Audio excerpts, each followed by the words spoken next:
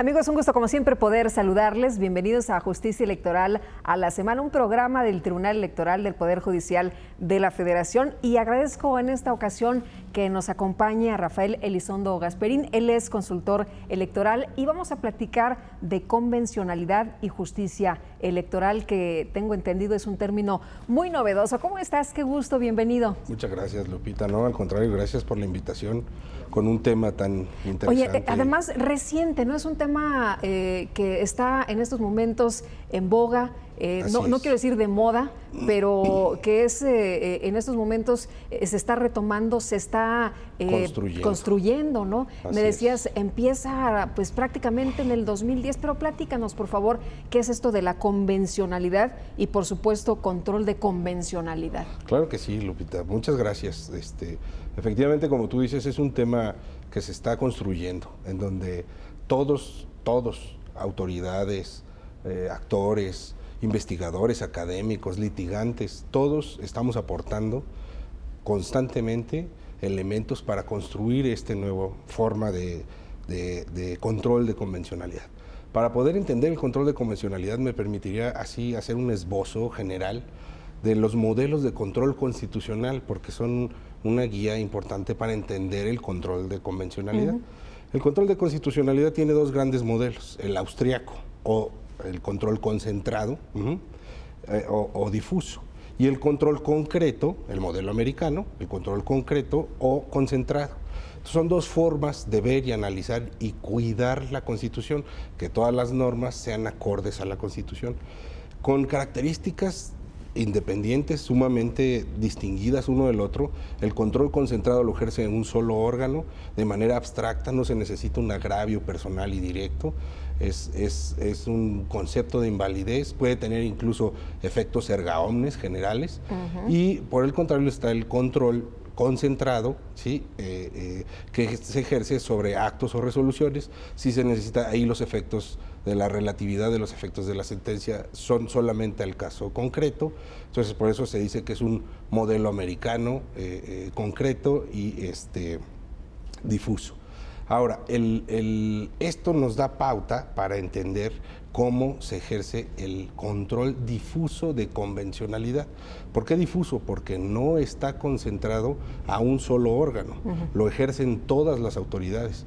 Incluso se ha llegado a extender a las autoridades tanto administrativas como jurisdiccionales, tienen hoy en día la obligación, están compelidas a ejercer ex oficio un control de convencionalidad. Ahora, ¿en qué estriba el control de convencionalidad? Es cuidar que efectivamente todos los actos, resoluciones, normas sean acordes a los convenios suscritos por el Estado mexicano, ¿verdad? Y a los convenios internacionales, en donde si una norma se contrapone, se haga prevalecer una interpretación que sea más favorable para el individuo, que sea más extensiva, que esté contemplada, un término que hemos escuchado, pro persona. Exacto, ¿no? Siempre es uno de los grandes principios rectores de ahora el control de convencionalidad y de los derechos humanos, ¿no? La progresividad, el pro persona, la indivisibilidad, es un gran paradigma, es un cambio generacional, conceptual, de la forma de buscar la armonía entre las normas y garantizar y tutelar los derechos, en este caso fundamentales, los derechos humanos.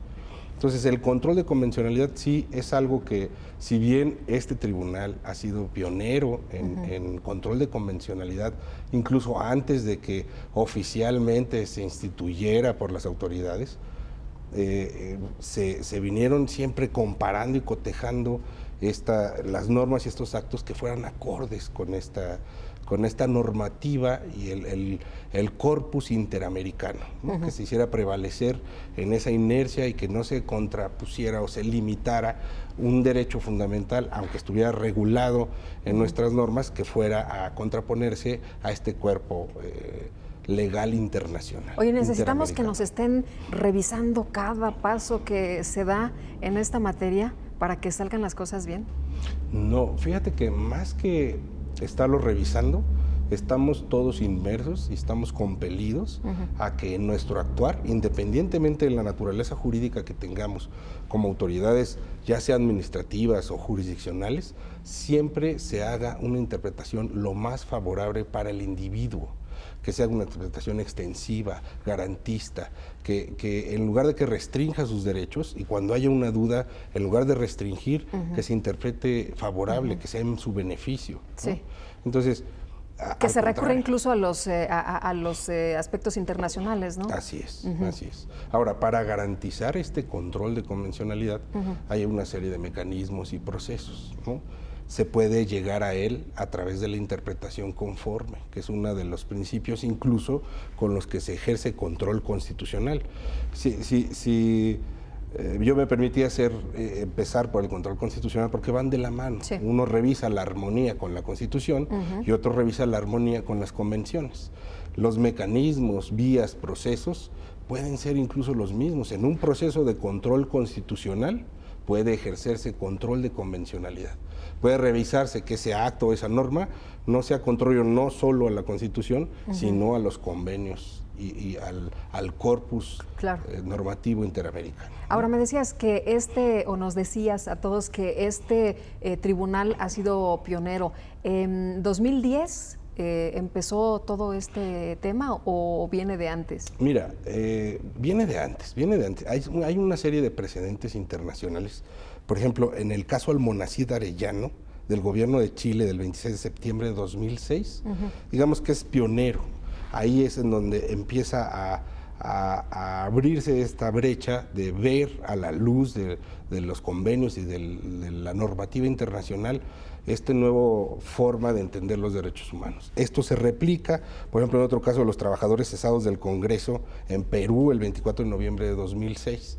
Y en México es hasta el caso de control de convencionalidad de Rosendo Radilla. Este es un caso paradigmático.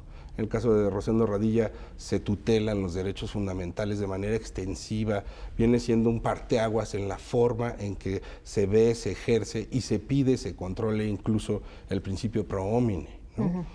Este tribunal, antes de que esto sucediera, esto se resolvió en un asunto varios, radicado con el número 912 del 2010, se resuelve en fechas posteriores, pero antes, incluso desde el 2006, venía ejerciendo control de convencionalidad, porque la naturaleza jurídica en aquel entonces del tribunal pasó de tener la potestad de inaplicar leyes que fueran contrarias a la Constitución a una etapa de interpretación en donde se dijo que el tribunal no tenía esa potestad.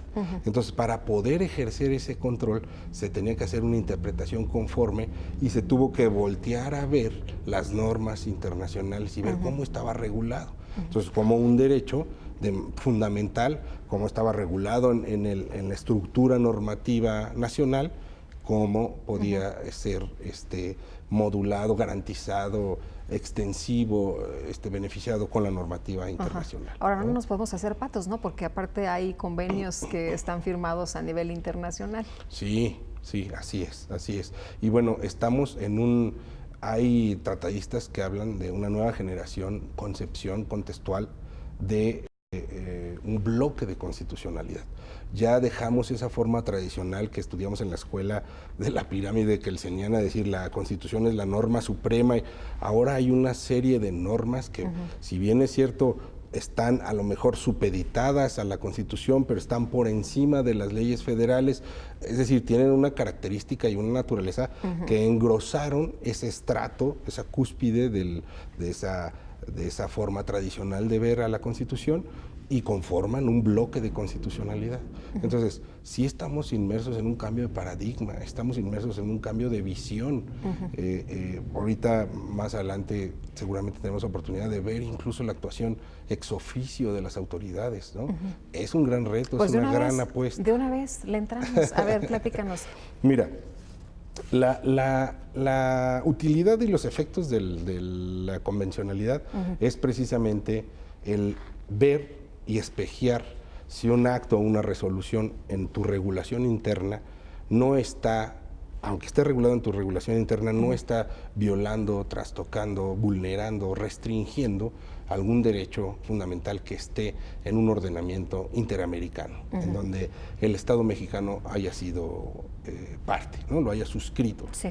O incluso en la jurisprudencia de la Corte Interamericana ahora nos vincula, más allá de los asuntos en los que haya sido parte el Estado mexicano, siempre y cuando se esté realmente potencializando un derecho humano y se esté garantizando. Entonces, el control de convencionalidad implica la actuación ex oficio, pero esto no quiere decir que sea arbitraria o caprichosa por parte de las autoridades. O sea, hay unas reglas y hay una serie de pasos. El primer paso es verificar la armonía normativa, que la disposición que estás estudiando, ver si efectivamente es acorde con las disposiciones o no es acorde.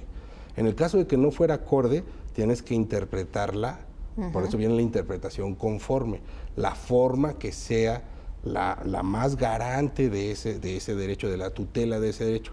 Y si ya en un tercer paso es imposible esa interpretación y solamente puedes subsanar o garantizar ese derecho mediante la inaplicación de la disposición que tú estás estudiando a la luz de una disposición internacional, entonces ya lo haces. Digamos que es la sanción, como es el paso más drástico, pero como toda actuar de toda autoridad, pues tiene que estar debidamente fundado, motivado, o sea, existe la obligación de actuar ex oficio. Sin embargo, hay que entender la diferencia entre el actuar ex oficio y el oficioso. Entonces, hay autoridades que tienen un actuar oficioso, que de acuerdo a su naturaleza jurídica y a sus atribuciones y funciones, tienen que hacer prevalecer la ley.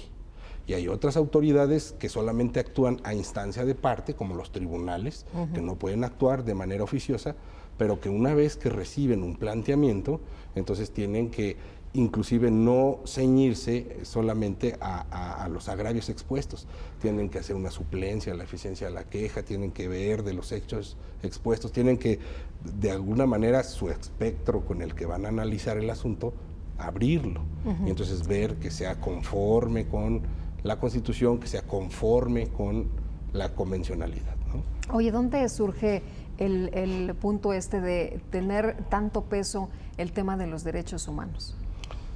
Mira, el tema de los derechos humanos es un gran parteaguas. En México, con la reforma al artículo 1 constitucional, se estatuye y se inserta el principio pro homine, el principio pro persona.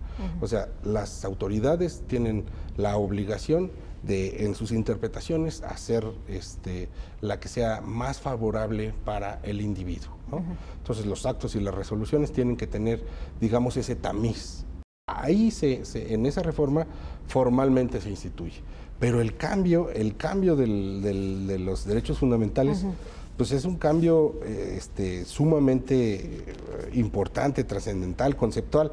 Por ejemplo, hay varios avances. Antes teníamos conceptos de garantías individuales. Hoy en día son derechos humanos, ¿no?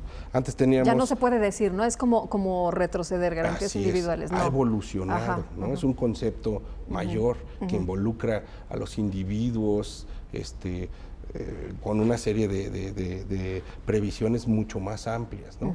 Antes se hablaba de individuo y se habla de persona. ¿No? Antes se hablaba de derechos concedidos por el Estado. Hoy se habla de derechos reconocidos por el Estado. O sea, no independientemente... O sea, no me lo estás dando tú, es un derecho que yo me merezco. Así ¿no? es, que está reconocido, ¿no? Antes se hablaba, por ejemplo, de concesión de derechos en la ley nacional, ahora viene un reconocimiento de derechos, ¿no? Ese derecho que todos tenemos como personas está reconocido en nuestro sistema normativo, pero nosotros lo tenemos de suyo, ¿no? Entonces, sí es una modificación conceptual muy interesante, que te digo, nos lleva a un escenario también muy padre, porque, a ver, a los académicos, a los investigadores, a los que investigamos, a los litigantes, nos lleva también a hacer una serie de planteamientos y de espejear cómo un actuar puede a lo mejor estar en nuestra regulación normado de cierta forma, pero sí esté vulnerando un precepto contenido en el cuerpo internacional. Entonces puede haber un planteamiento. en ese sentido. El planteamiento a lo mejor puede ser no tan lúcido, no tan claro. Los peritos en derecho precisamente son los que integran los órganos jurisdiccionales, ¿no?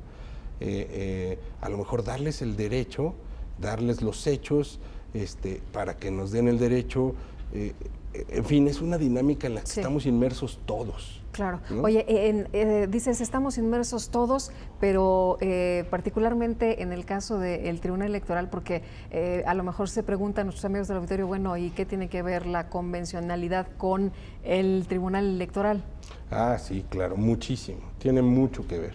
A ver, los derechos fundamentales se aplican en todas las materias, ¿no? El derecho electoral tiene una fuerte tutela y aro de tutela de derechos fundamentales. Constantemente se está ejerciendo la tutela de derechos fundamentales en sus distintas etapas, desde la organización, la calificación, en todas las etapas del proceso. Hay derechos fundamentales que en algunas ocasiones se trastocan o se vulneran por algunas de las autoridades, y qué bueno que existen las instituciones, las vías y los procesos, porque es la única forma de reparar esas vulneraciones y esos daños. Entonces, el derecho a votar, a ser votado, a participar en las elecciones, son derechos fundamentales, ¿no? Y son derechos fundamentales electorales. El acceso a la información electoral, la transparencia electoral, son derechos fundamentales. De lo que hemos hablado en algunas ocasiones. ¿Cuáles son las principales aportaciones? ¿Cuáles dirías tú, cuáles son las principales aportaciones de la convencionalidad? ¿Esto que ya nos has mencionado? Bueno, sí, entre otras cosas. O sea, las principales aportaciones es, cambiar de paradigma, de forma de estudiar los casos y no quedarse solo con la regulación nacional.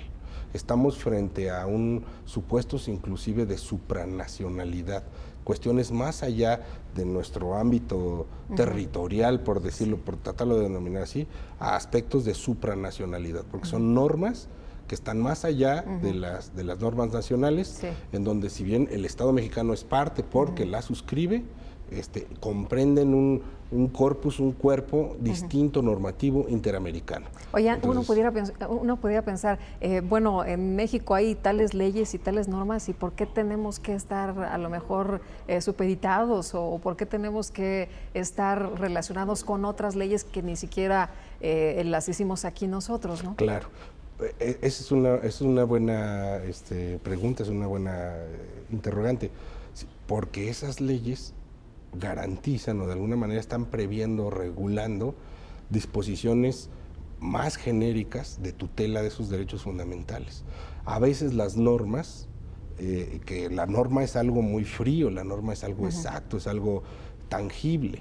El derecho y los derechos fundamentales es más allá de eso, es algo vivo, es algo cambiante, constante. Entonces, a lo mejor una norma, la expresión en una norma se puede quedar corto. La interpretación de esa norma es algo que le va a dar vida, ¿no? Lo estás traspolando de un aspecto frío, de blanco y negro, de papel, a una situación de hecho, con personas, con humanos. Personas, ¿sí? Le puedes cambiar la vida a alguien, ¿no? O le puedes destrozar la vida a alguien. Así es. Entonces, sí es un eslabón muy importante, es una forma conceptual diferente de verlo.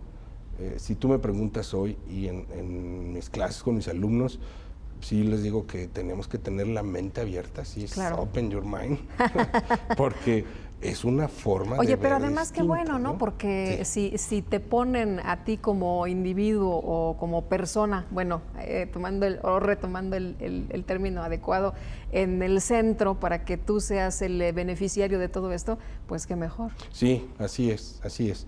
Es una inercia positiva, es una inercia que va buscando realmente redimensionar el derecho, de pasar de un plano material solamente a un plano conceptual, claro, ¿no? Integral. Entonces, el control de convencionalidad le pone un ingrediente muy importante al estudio del derecho, al estudio de los derechos fundamentales. Y luego que en las leyes se ve bien bonito todo, ¿no? O sea, en la letra se ve todo perfecto, o sea, somos realmente un país no hombre, que todo lo aplica muy bien, que todo lo tiene muy bien, pero en la vida cotidiana, en la realidad, no es así. Así es, así es. Te digo, aquí lo importante, por eso digo, insisto, que el reto lo tenemos todos, es de hacer valer esos derechos, de reclamarlos cuando procede, cuando sea necesario, de estudiarlos todos y las autoridades de garantizarlos, ¿no? Entonces, implica una evolución fuerte que está en construcción. Incluso la Suprema Corte con las resoluciones que ha emitido, el tribunal con las resoluciones que ha emitido, todos los tribunales locales van construyendo, se están haciendo las piezas. O sea, si tú escuchas hoy los foros de estudio de derecho constitucional, convencional, puedes encontrar opiniones incluso contrapuestas de cuáles son los límites, hasta dónde se debe de llegar, ¿no? Cuándo es prudente tomar una determinación y voltear a ver o no y aplicarlo. Entonces son temas muy interesantes, sí. Están en constante construcción. Ahora, en México es importante esto que tú mencionas, porque uno pudiera pensar que a lo mejor estamos rezagados en muchísimos temas, pero en curiosamente, se ha firmado por parte de nuestro país a nivel internacional muchos convenios, ¿no? Sí, sí, hay una amplia gama normativa de convenios, incluso la Corte Interamericana, la jurisprudencia que emita, te digo, en los asuntos en el que el Estado mexicano se aparte, es obligatorio.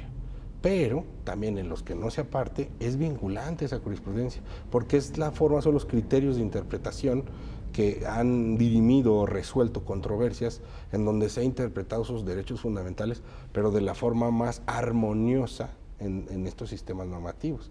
Entonces, es un espejo. Ves primero a nivel nacional, y luego volteas a ver cómo está a nivel internacional, interamericano, y construyes o se teje ese argumento, pero en favor del humano, lo que sea progresivo, los principios rectores de progresividad, intransferibilidad, inalienabilidad, prohombre, todos tienen ahí esa vigencia, ¿no? Entonces, sí es una inercia muy padre. Sí cuesta trabajo, sí. También déjame decirte que de repente... Hay que tener la mente abierta, decías, sí, ¿no? Hace un momento.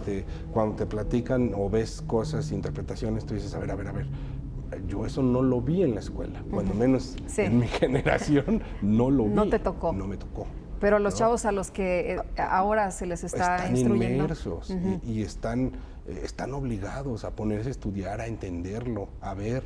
Y todos nosotros, los que no lo vimos, bueno, a ejercerlo, ¿no? A pedirlo, a limitarlo, a acotarlo. Entonces, como todas las herramientas a veces tienen el riesgo de generar distorsiones si las usas mal.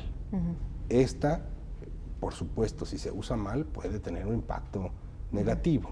La idea es que tenga un impacto positivo, que cumpla su objetivo y su finalidad, que sea garantizar siempre de la manera más amplia en favor de las personas los derechos, ¿no? Ahora, qué bueno que estamos tocando este tema, porque a lo mejor tú decías, está el boom ahorita entre los investigadores, los especialistas, los estudiosos, pero los ciudadanos muchas veces no sabemos, no estamos cerca de estos debates, de estos temas, y no sabemos en realidad cuáles son los derechos ni qué es lo que más nos conviene. Sí, ahí fíjate que es muy importante hacer uso de las herramientas de comunicación que tienen los órganos, como este foro. Es muy importante que la gente también vea, cuando menos sembrar la duda y que le escarben tantito, ¿no? O sea, que se metan a ver las determinaciones, a ver los programas, a ver las entrevistas, a conocer las resoluciones, porque es la única forma de ir viendo cómo se va atemperando y se va matizando, así como este arco iris aquí, se van poniendo los colores, cada uno le va poniendo un pincel de color al tracto y al trayecto del control de convencionalidad. Entonces, las autoridades tienen una gran responsabilidad, por supuesto, pero los ciudadanos mexicanos tenemos también una gran responsabilidad de conocerlos, de hacerlos valer, de saber de qué están, dónde los puedo consultar, ¿no? ¿Cuál es el futuro, Rafael, de este tema de la convencionalidad, del control de la convencionalidad? Mira, yo siento una esperanza, así como un camino de amplitud, porque estoy viendo una modificación conceptual en la forma de estudiar el derecho. Y entonces el buscar y ver otros parámetros que te hagan más sólida tus decisiones, que te hagan más fuerte las determinaciones que tú tomas de manera más sólida, es mejor.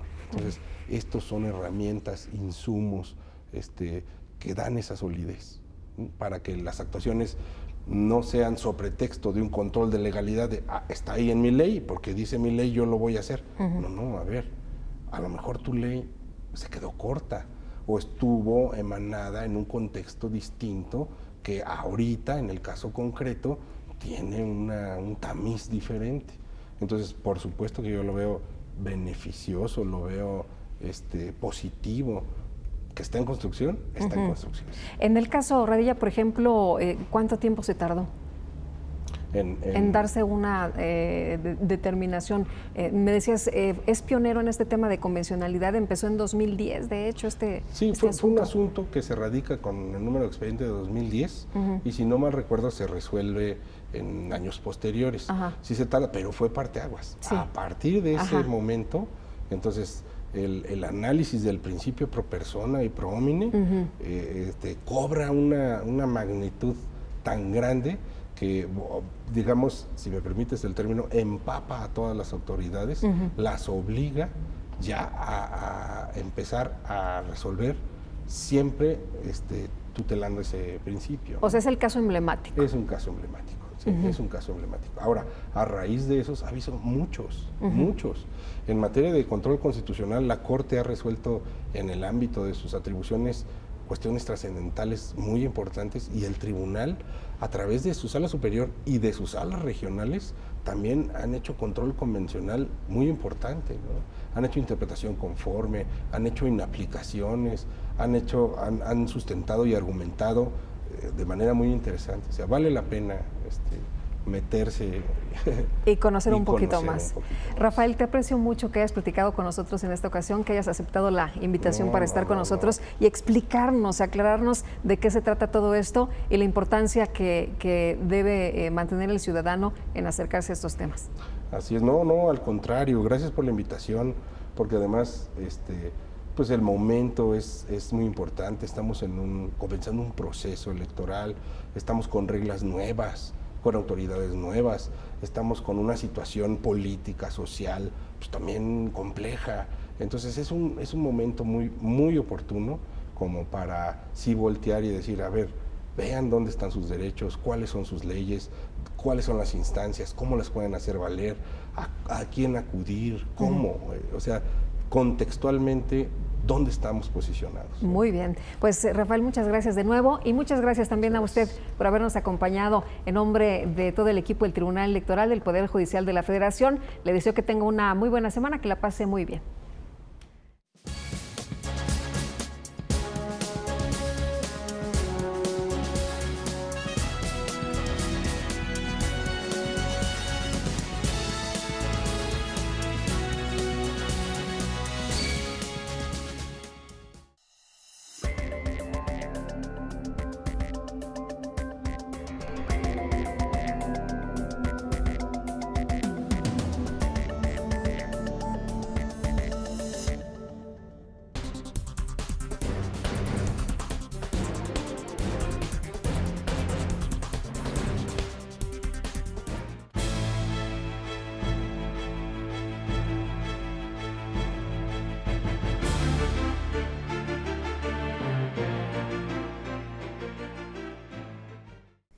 Bienvenido a Las Sentencias a Debate, un programa del Tribunal Electoral. Yo soy Lucy Farías y lo invito cordialmente a que se quede con nosotros. Hoy le ofrecemos un caso muy interesante, coaliciones flexibles.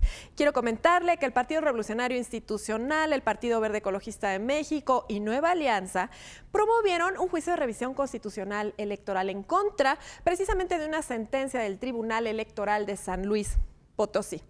La Sala Superior de este Tribunal Constitucional Electoral, cuando conoció de este asunto, lo que hizo precisamente fue revocar la sentencia del Tribunal Electoral y confirmar el acuerdo del Instituto Electoral Local de San Luis Potosí, que precisamente da paso a estas coaliciones flexibles, un tema muy novedoso que, bueno, usted conocerá a través de este programa con la presencia de Farid Barquet Climent, quien es académico del ITAM y de la UNAM, y también a través de las palabras de Carlos Vargas Vaca, quien es secretario de Estudio y Cuenta de la ponencia de la magistrada María del Carmen Alanís Figueroa. Ellos acompañan hoy a Pedro Lara y Malo. Por favor, usted también, acompáñenos.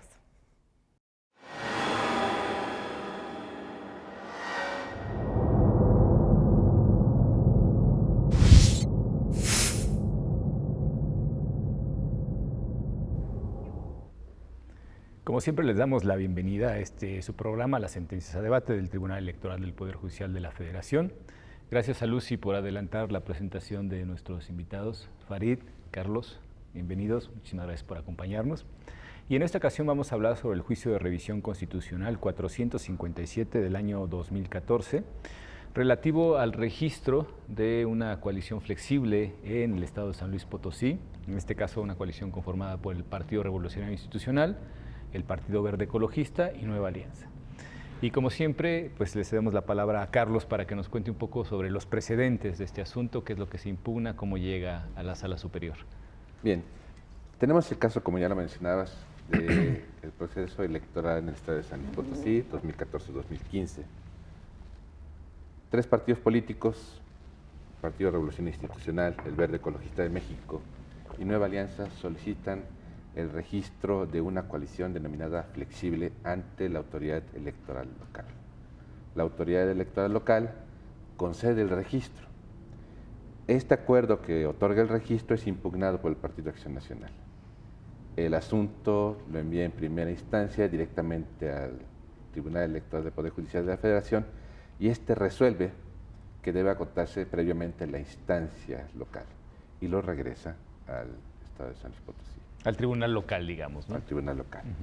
Y el Tribunal Electoral del Estado de San Luis Potosí se hace cargo del estudio de los motivos de agravio que presenta el Partido de Acción Nacional, que eran varios motivos de agravio, pero uno de ellos era el requisito para constituir una coalición flexible, que era registrar por lo menos el 25% de las candidaturas de la elección correspondiente. El Tribunal Electoral de San Luis Potosí hace una interpretación en el sentido de que para cumplir este requisito de que sean el 25% de las candidaturas, deben contemplarse todas las candidaturas de la elección o de las elecciones que están participando. Una de gobernador, 15 diputados de mayoría relativa y 58 ayuntamientos. Y entonces llega a la conclusión de que, como la coalición que estaban planteando estos partidos políticos únicamente comprendía la de gobernador y 5 distritos de mayoría relativa, no cumplía este porcentaje. Y determina revocar el acuerdo del Instituto Electoral Local y decir, no se puede conformar la coalición flexible porque no se cumplió este requisito del porcentaje mínimo de candidaturas a registrar. Aquí hay una cuestión que sería, creo, importante para quienes están haciendo el favor de acompañarnos, y sería mencionar cómo está el texto finalmente, porque bueno, pues esto hemos comentado también fuera de cámaras hace un momento, que pues es resultado de la reforma precisamente de febrero de este año, y el texto entiendo que habla de la palabra proceso, ¿no? Exactamente. Como recordamos, en febrero tuvimos una reforma constitucional en materia electoral, en febrero de 2014. Dentro de esa reforma se previó que las leyes generales que se debían expedir con motivo de esta reforma constitucional debían contemplar la regulación de las coaliciones. Y ahí nos planteaba 3 tipos de coaliciones. La total, que comprende todas las candidaturas. Una parcial, que dice el 50% de las candidaturas que estén contendiendo. Y una flexible, que es el 25% por lo menos. Esto lo retoma el legislador federal y lo establece en la ley de partidos políticos, en la Ley General de Partidos Políticos, retoma estos conceptos: coalición total, coalición parcial, coalición flexible, en estos porcentajes mínimos de registro de candidaturas. El legislador local, al igual que muchas otras entidades federativas, también se tuvo que adaptar a estas nuevas reglas de la Constitución y la Ley General de Partidos Políticos, y también previó la existencia de coalición total, parcial y flexible. Y habla efectivamente el texto de la ley en San Luis Potosí de que deben ser el 25% de las candidaturas del proceso electoral correspondiente. Claro, y llegamos precisamente al meollo de este asunto, ¿no? La razón por la cual se produce la impugnación a la sentencia emitida por el Tribunal Electoral, y es precisamente lo que llega hasta la superior. Farid, hemos hablado a lo largo de nuestros programas en los que has hecho el favor de acompañarnos. Y hemos hablado mucho sobre las reformas, que en este caso, bueno, pues nos toca una parte novedosa, que es la incorporación de las coaliciones flexibles, porque ya teníamos las totales y las parciales preexistentes a la reforma, pero finalmente se añade una nueva forma de coalición. Realmente, analizando más o menos los precedentes de la demanda y lo que pues finalmente hemos hablado a lo largo de estos programas, ¿estará en atención del legislador el hecho de hacer realmente más flexibles, como dice el nombre? Es decir, es una figura que se añade desde tu punto de vista para flexibilizar precisamente la presentación común de candidatos de 2 o más partidos. Yo diría que no. A ver, retomando lo que ya viene ilustrando Carlos y contestando a tu pregunta, me parece que la introducción de lo que pretende ser esta nueva figura de la candidatura flexible es no más que una modalidad de lo que antes se llamaban coaliciones parciales. Y qué bueno que me preguntas sobre el tema desde el ángulo legislativo y todavía sin entrar a la dimensión jurisdiccional, que es a la que vamos a entrar aquí, porque me parece que es muy desafortunada hasta las denominaciones empleadas por el legislador para designar cada tipo de figura. A ver, ya lo decía Carlos muy bien. La coalición total no hay más que decir. Es decir, es cuando los partidos que se coaligan van juntos a postular a todos los candidatos a los cargos de elección popular que estén en disputa en ese proceso electoral. Eso no requiere mayor explicación y ha existido siempre. Después, en el catálogo anterior, digamos, lo que existieran coaliciones parciales. Una parte de algo puede ser el 99.99% de algo o el 0.0001 de algo. ¿Sí? Ahora bien, decidió el legislador reservar la denominación parcial solo para lo que sea el 50%. Es decir, confunden lo que es una parte en un sentido genérico con la mitad. Es decir, a ver, esto es preocupante porque, y lo digo no como un juicio de valor, me parece que esto denota una falta de deliberación y de auténtica y genuina reflexión de parte del legislador. Es decir, hay un empleo del lenguaje absolutamente arbitrario y que se aparta de los usos más elementales de la aritmética. Y se reservan una tercera denominación que le llaman flexible para lo que es absolutamente inflexible porque lo fijan en 25%. Es decir, es una parte más. El 25% es un cuarto de algo. ¿Sí? Entonces emplean una denominación, si es flexible, pues no tiene un tope. Claro. Poner un tope de 25% es inflexible. Pero bueno, así deciden llamarlo de manera absolutamente arbitraria, me parece irreflexiva y hasta me atrevería a decir desconocedora. Lo que me parece que Carlos centró muy bien el nudo que tenía que resolver el tribunal. ¿Cuál es la base que se debe tomar en cuenta para fijar el porcentaje de candidaturas que un partido debe presentar para que se considere como flexible, es decir, como equivalente al 25%? Si son todas las candidaturas a los cargos de elección popular que están en disputa, o bien por cada tipo de elección. Es decir, hacer una especie de desglose y diferenciar entre lo que es la elección del candidato al Ejecutivo, en este caso gobernador, los candidatos a órganos parlamentarios, en este caso diputados, de mayoría, que además no se tomaron en cuenta los de representación proporcional. Afortunadamente, también, en cierto sentido, porque eso hubiera sido una complicación mayúscula, ¿no? Así es. Entonces me parece, insisto, para contestar la pregunta, que parte de lo que tuvo que resolver el tribunal tiene que ver con una falta de pulimento legislativo. Es decir, cuando el legislador no establece con claridad los conceptos al grado de que las denominaciones que emplea ni siquiera son correctas, eso provoca que quien después se ve en la necesidad de tener que interpretar esas disposiciones, como es el caso del tribunal, se enfrente a un auténtico problema. Claro, yo añadiría además al uso inexacto del término flexible, también el término proceso, porque cuando hablamos de proceso hablamos de un conjunto de elecciones que se llevan a cabo dentro de un marco temporal preestablecido. Sabemos dónde comienza un proceso, dónde termina un proceso, y todo lo que queda en el medio son diferentes tipos de elecciones, tanto en el grado de la jerarquía de organización del Estado, como dentro de las diferentes entidades federativas o a nivel federal, ¿no? Podemos encontrarnos con múltiples combinaciones de ellas.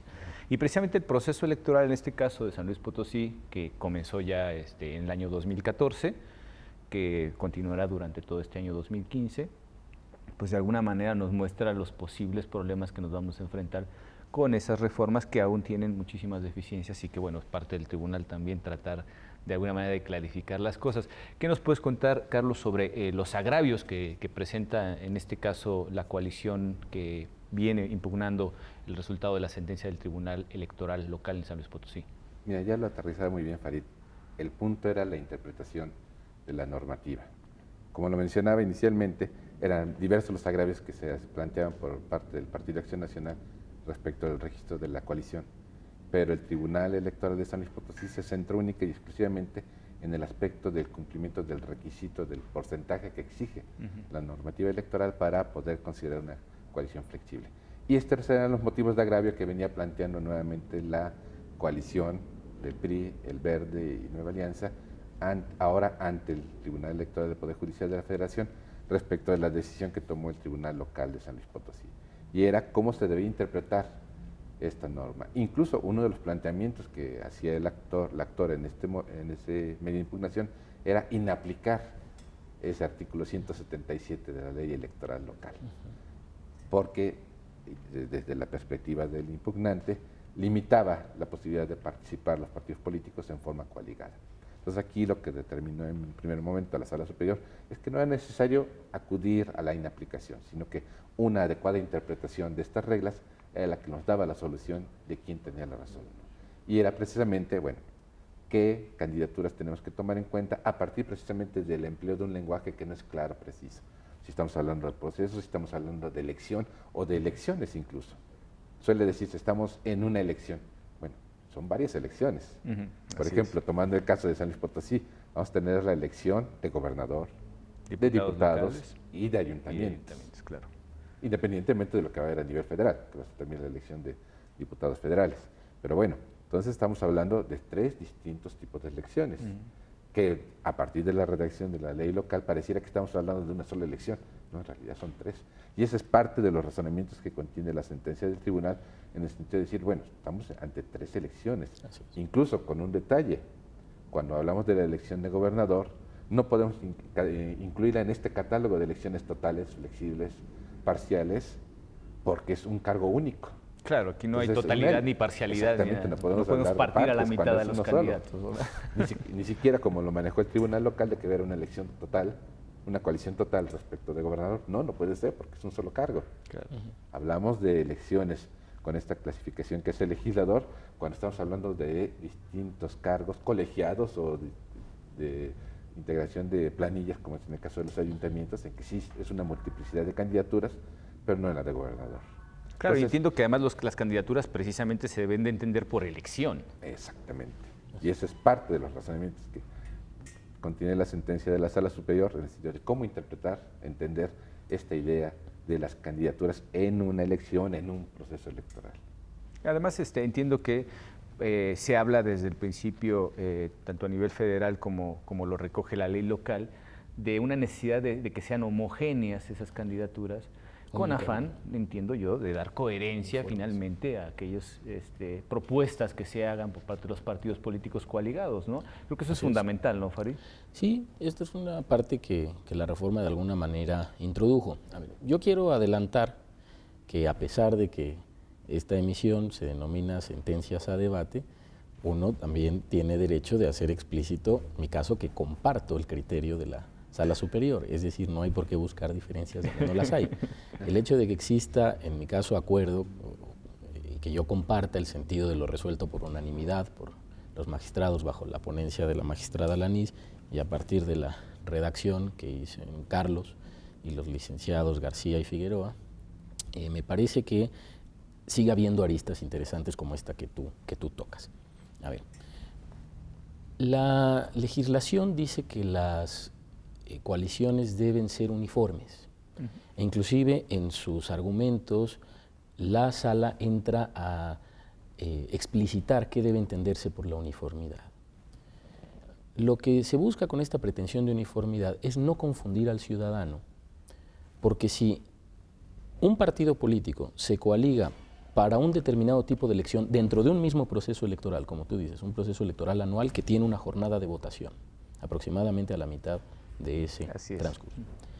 Si un partido político se alía con distintos partidos, es decir, es adversario de un partido para una elección y aliado del mismo para otra elección, esto termina por confundir al electorado, además de que, como lo dice la propia sentencia, difumina los contornos ideológicos y programáticos de los partidos y ya no hay manera de saber cuáles son sus propuestas o los planes de gobierno, las agendas legislativas que eventualmente abanderarían. Claro.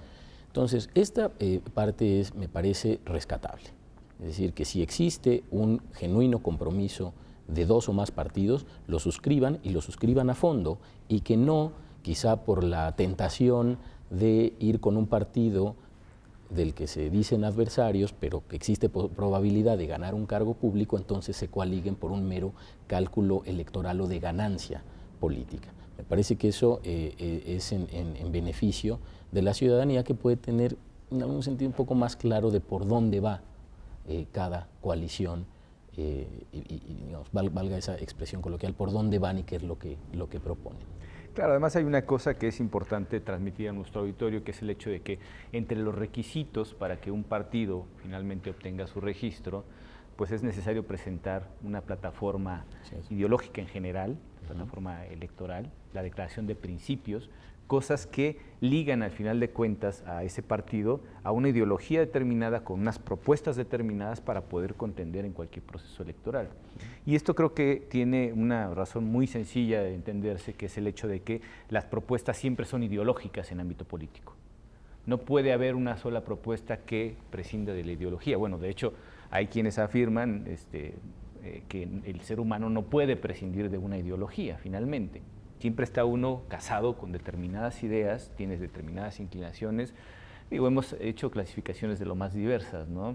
Desde comunismo hasta capitalismo extremo, nacionales socialismos, socialdemócratas, en fin. Pero es la denominación que nosotros hemos dado a determinados corpus ideológicos, sistemas de valores integrados de manera más o menos común en diferentes grupos humanos que se identifican por ello, ¿no? Entonces creo que ahí sería una aberración en el sentido de negar la propia ideología. Sabemos que en la práctica se hace mucho, pero es que puede haber coincidencias, puede haber coincidencias, inclusive en los que aparentemente se presentan como extremos opuestos, contrarios e irreconciliables. Claro. Precisamente porque puede haber coincidencias, la legislación permite la figura de la coalición, además como una proyección del derecho de asociación. Coincidencias y también puede haber divergencias que sean imposibles de salvar. Creo que ahí es donde se establecen las limitaciones que el propio legislador enuncia, ¿no? Si nos permiten, vamos a ir a un breve corte y volvemos con ustedes en un momento. Muchas gracias.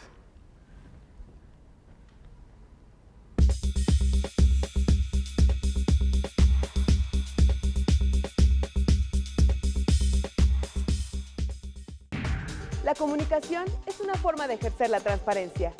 Internet es un canal de salida de contenidos altamente eficiente que reduce mucho los costos de operación. En el Tribunal Electoral del Poder Judicial de la Federación hemos incrementado nuestra producción de contenidos audiovisuales especializados. Por ello, resulta necesario maximizar el uso de nuestra infraestructura para la creación de nuevos programas de televisión. Ante este escenario, proponemos la creación de un canal de televisión por Internet. Con este nuevo espacio fortaleceremos nuestra imagen institucional, nuestros canales de comunicación con la sociedad, además de apoyar la difusión de nuestros valores democráticos. Plataforma Electoral busca consolidar los esfuerzos en comunicación que a lo largo de la historia ha desarrollado este órgano jurisdiccional. Este nuevo espacio se conjugará con las demás líneas de acción en comunicación, como son las redes sociales, los programas de televisión y radio y el trabajo editorial e informativo para constituir así una completa plataforma de comunicación, nuestra plataforma electoral. Este canal de televisión por Internet se convertirá en la principal puerta de salida para nuestros contenidos y de forma complementaria se utilizarán los espacios de canal judicial. Al consolidar este proyecto, el Tribunal Electoral se posicionará, sin duda, como el mayor generador de contenidos especializados en materia electoral, además de convertirse en la principal referencia en el mundo sobre este tema. Las principales líneas de comunicación que serán atendidas son la labor jurisdiccional del tribunal a través de sus sentencias, la transparencia electoral, la labor internacional y la vinculación del tribunal con los temas sociales como derechos de los pueblos indígenas y la equidad de género. Plataforma electoral. El más importante generador de contenidos especializados. La democracia es cuestión de todos los días y de todos los ciudadanos, de grandes y pequeñas decisiones. En el Tribunal Electoral trabajamos para que tu voz sea respetada. Resolvemos a favor de la igualdad política entre mujeres y hombres. Defendemos las decisiones que toman con autonomía los pueblos y comunidades indígenas. Nuestras sentencias garantizan el respeto a tus derechos político-electorales, consolidan nuestra democracia. Tribunal Electoral del Poder Judicial de la Federación. Tú tomas la decisión. Nosotros la protegemos.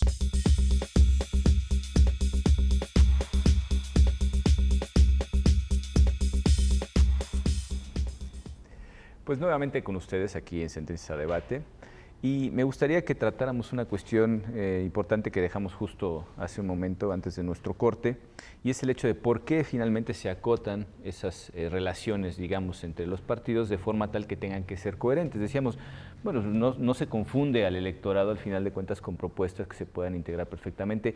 Haya verdadera coincidencia ideológica en sentido estricto y amplio entre dos o más partidos o no, pero finalmente ya en lo que es la propuesta, es decir, en la praxis de lo que se está proponiendo como su plataforma electoral, las cosas que se prometen en determinado momento dentro de la campaña y la coherencia que deben de tener precisamente en esa planeación de lo que se ofrece al electorado, pues cada uno de los candidatos. Y aquí nos encontramos con otra cuestión también que creo que es importante, y es distinguir que la coalición había presentado una solicitud originalmente con candidatos comunes a ayuntamientos, a diputados y evidentemente a gobernador. Y esa petición, ellos mismos, la misma coalición, solicita que se modifique, y es donde entra ya precisamente en esta etapa en la que solamente entran para gobernador y para diputados. ¿Qué nos cuentas más o menos sobre esto, Carlos? Efectivamente, en el primer momento en que plantearon estos partidos políticos la solicitud de formar una coalición, planteaban, obviamente, la de gobernador, 5 registros de diputaciones de mayoría relativa, de los 15 que están en juego en el proceso electoral, y de los 58 ayuntamientos había planteamientos respecto de 18 ayuntamientos.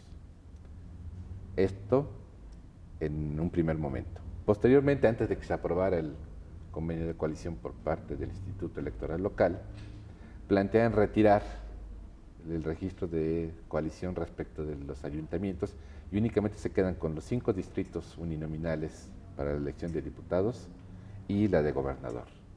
Y es donde ya tenemos el planteamiento del Tribunal Electoral de San Luis Potosí, en el sentido de que, bueno, nada más se trata de 6 candidaturas. Sí, la de gobernador y 5 diputados. Exactamente. ¿No? Y entonces no se cumplía el requisito del 25%, que implicaba 19 candidaturas. O sea, agregando de ayuntamientos. Claro. Porque realmente la división de 74 puestos de elección popular a elegirse en el 2015, plantea el 25%, estamos hablando de 18.5. Entonces tenemos que subirnos al siguiente número entero, que es el 19. Entonces planteaba el tribunal local, debía haber registrado 19 candidaturas para poderse considerar una coalición flexible. Claro, y aquí viene el meollo precisamente del asunto en cuanto a los números, es decir, la aritmética de la que hablaba precisamente Farid, porque si nos encontramos con esa interpretación que hizo el Tribunal Electoral Local, pues resulta que hay que hacer las propuestas de candidaturas comunes necesariamente, por lo menos, en 2 niveles de gobierno.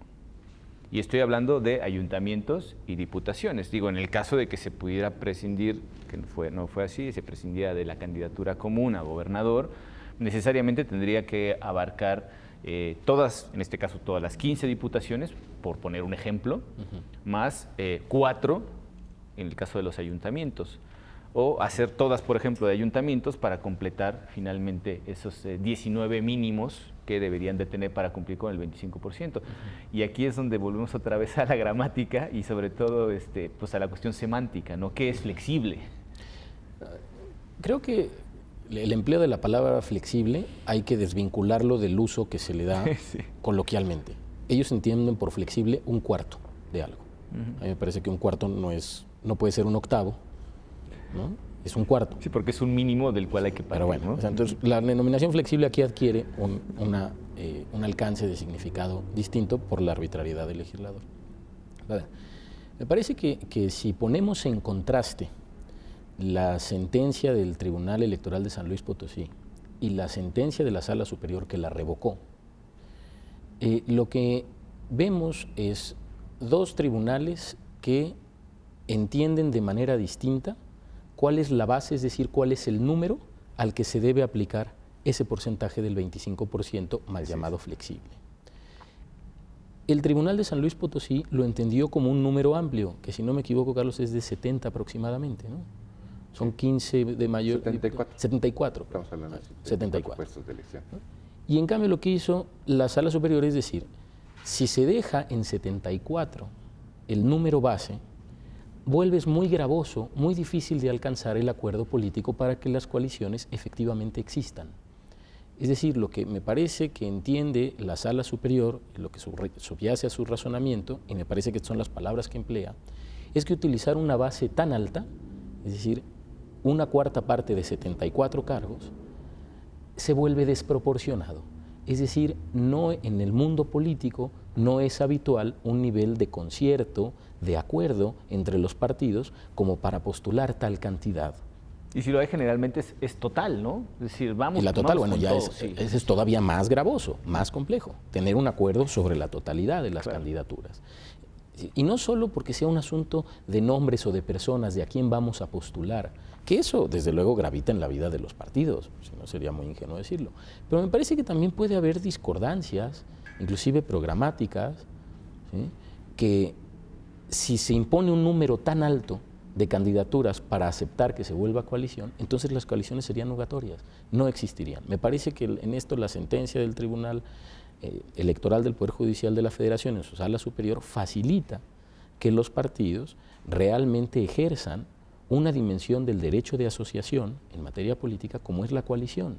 El derecho de asociación no solo es que los ciudadanos se aglutinen para formar partidos, sino que también los partidos, una vez formados, constituyan coaliciones que les permitan competir como aliados en los procesos electorales y en las jornadas de votación. Claro, y sin perder al final de cuentas esa coherencia de la que hablábamos en la presentación de sus propuestas, ¿no? Que eso es fundamental para los electores.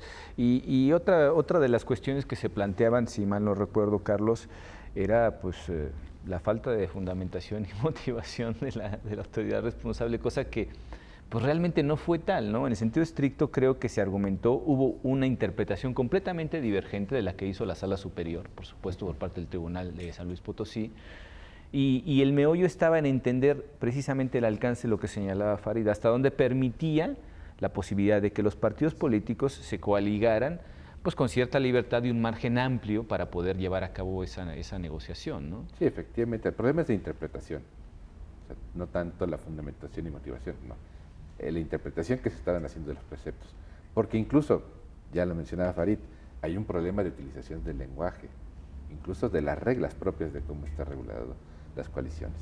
Se hablan de flexibles, parciales, totales, y flexible, por ejemplo, nos dice por lo menos el 25% de las candidaturas. Bueno, ese por lo menos que implica que puede llegar desde el 25% hasta el 49.9%. Así es, porque a partir antes del de llegar al 50%, 50% sí. que ya se considera parcial. Sí. Igual la parcial puede ser del 50% hasta el 99.9% de las candidaturas. A diferencia incluso de lo que ocurría en legislaciones precedentes, tanto a nivel federal como local, en que se establecía un mínimo y un máximo para comprender a las coaliciones. Sí, se acotaban perfectamente en ambos extremos. Ya llegar a un límite, entonces ya implicaba que subieran al total. Entonces ya no había tanta posibilidad como lo están haciendo ahora de llegar hasta porcentajes próximos al siguiente nivel, de flexible a parcial y de parcial a total. Pero con otra, además, parte de los razonamientos del Tribunal Electoral de San Luis Potosí que consideramos erróneos. Se habla de una coalición flexible o parcial o total, dice que es una coalición total respecto del gobernador, no puede haberla. Es un cargo unívoco de una sola persona. Entonces no puede entrar dentro de esa clasificación. Pero con otra, además, que no fue materia de la litis y que no entramos a analizarlo, pero el propio legislador local establece la posibilidad de formar coaliciones desde una elección en un distrito o en un ayuntamiento. Entonces ya no entra en esta clasificación que el legislador, tanto nacional, federal, local, estableció, de flexibles, parciales o totales. Tenemos la posibilidad de coaliciones en un distrito, en un ayuntamiento. Entonces, ¿dónde entra? Claro. Digo, ciertamente el legislador no emplea la terminología de decir solamente podrán ser de este tipo. Da la posibilidad de que se alíen los partidos políticos en distintas formas. Pero como lo decía Farid, la idea de establecer esta idea de una sola conformación de coaliciones en los procesos electorales es que no haya dispersión de las propuestas programáticas, de los programas de gobierno, de la plataforma legislativa, que incluso, hablando de un órgano legislativo, plantean quienes se coaligan.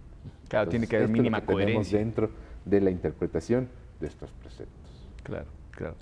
¿Cuáles fueron, al final de cuentas, las cuestiones que creo que se cuidaron más en la sentencia? Digo, la intuyo porque es una sentencia bastante cuidada, muy bien estructurada, pero sobre todo creo yo, y corrígeme si me equivoco, hubo una intención seguramente pedagógica respecto de los pronunciamientos, porque a raíz de la reforma, de la última particularmente, de febrero de 2014, nos encontramos en un panorama en el que hay incorporación de diferentes figuras, diferentes apreciaciones en cuanto al enfoque electoral dado por el legislador a nivel federal y a nivel local. Y hay muchos aspectos que conforman escenarios nuevos completamente.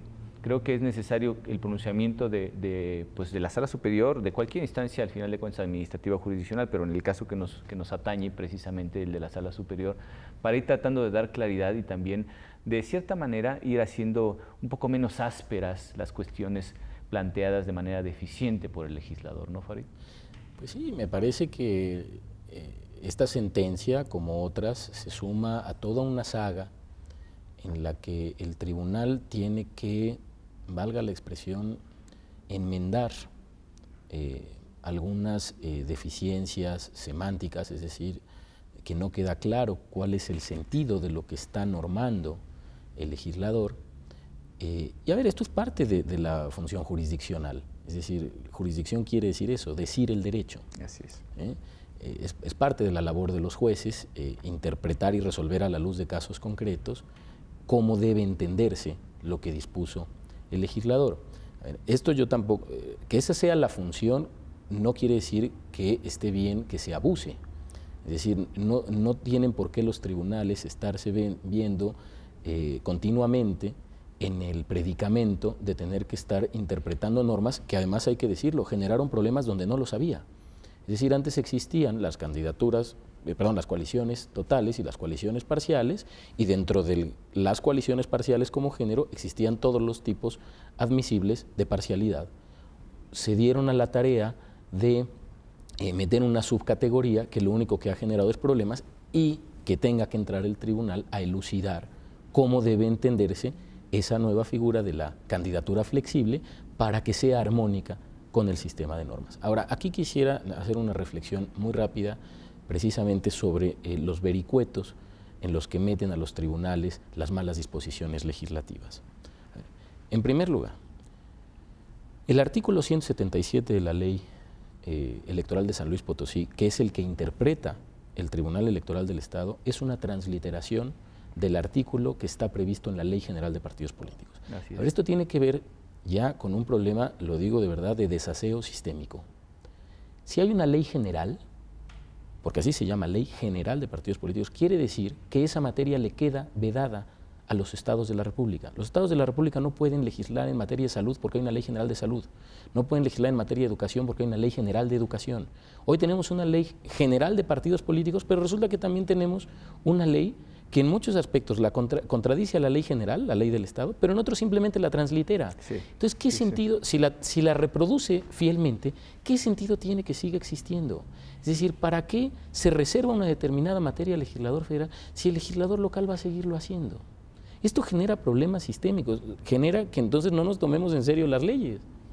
¿no? Pues si hay una ley general, pero luego cualquier estado puede hacer lo que quiera, pues que se pongan de acuerdo, es decir, aquí tiene que haber una vocación de verdadero respeto al orden jurídico, al sistema de normas, de parte de quienes pueden maniobrar con él y eventualmente reformarlo como lo han hecho, ¿no? Y un uso más digamos, útil de la jerarquía normativa para precisamente ir de lo más general a lo más particular, que es lo que se pretende al final de cuentas con los procesos legislativos. Porque aquí la Sala Superior entró directo a la interpretación de la ley general. No tuvo, simplemente porque esa ley general aparece reproducida en la ley local, pero es lo que corresponde conforme a una jerarquía normativa, como tú decías, Pedro. Así es. Es decir, también me parece que en eso la sentencia es valiosa porque advierte que hay aquí un problema de lo que le llamamos los abogados sistema de fuentes, jerarquía normativa, y entra directo a la interpretación de la norma que efectivamente debe seguirse en los procesos electorales locales. Claro. De hecho, creo que al final de cuentas una de las cuestiones precisamente que ha tenido que ir resolviendo este tribunal a partir de la reforma de febrero de 2014 es la integración de todos esos elementos que en algún momento pueden ser discordantes, en otros simplemente pues están dispersos y hay que juntarlos para que tengan esa coherencia de que es un corpus normativo, y en otros casos pues de plano deshacer los entuertos que se provocan a través de una falta de técnica. Y las redundancias innecesarias. Claro, claro, como dices tú, pues al final de cuentas estaba cubierto el espectro. Yo no sé si en algún momento yo no tuve la oportunidad de leer la exposición de motivos respecto en concreto de esa parte de la creación de las coaliciones flexibles, pero no alcanzo a adivinar la intención del legislador. Que es un esfuerzo de imaginación tremendo y aún así, por lo menos a mí, no me alcanza el tratar de justificar racionalmente la inclusión de esta nueva figura, cuando si lo que se pretendía, y entiendo tratando un poco de adoptar pues la inclinación natural semántica que le damos a ciertos elementos de nuestro discurso, en el caso de flexible pues se trataba de flexibilizar, es lo primero que me viene a la mente y creo que es como la reflexión inmediata, ¿no? ¿En qué medida se flexibiliza cuando se hacen unas interpretaciones que, de acuerdo precisamente a la cuestión gramatical que expone la norma como tal, pues nos habla de 25% de candidatos de todo un proceso? Creo que hay una antinomia, hay una contradicción lógica ahí respecto del término flexible, como lo entendemos efectivamente, decías tú, en ese sentido amplio, y la verdadera utilidad que alcanzaría en términos prácticos su aplicación a través del 25% de los candidatos de un proceso electoral, ¿no? Entonces, bueno, pues al final creo que precisamente ahí es donde entra la pedagogía al rescate y viene el tribunal como una especie de superhéroe a tener que pues repartir aquí y allá para que las cosas más o menos queden en su sitio y sobre todo sean funcionales y coherentes con el sistema constitucional, con los derechos humanos, con al final de cuentas toda la normatividad que nos rige y que tiene que tener necesariamente pues un cariz armónico mínimo para poder funcionar y ser consecuente con los objetivos que se plantean.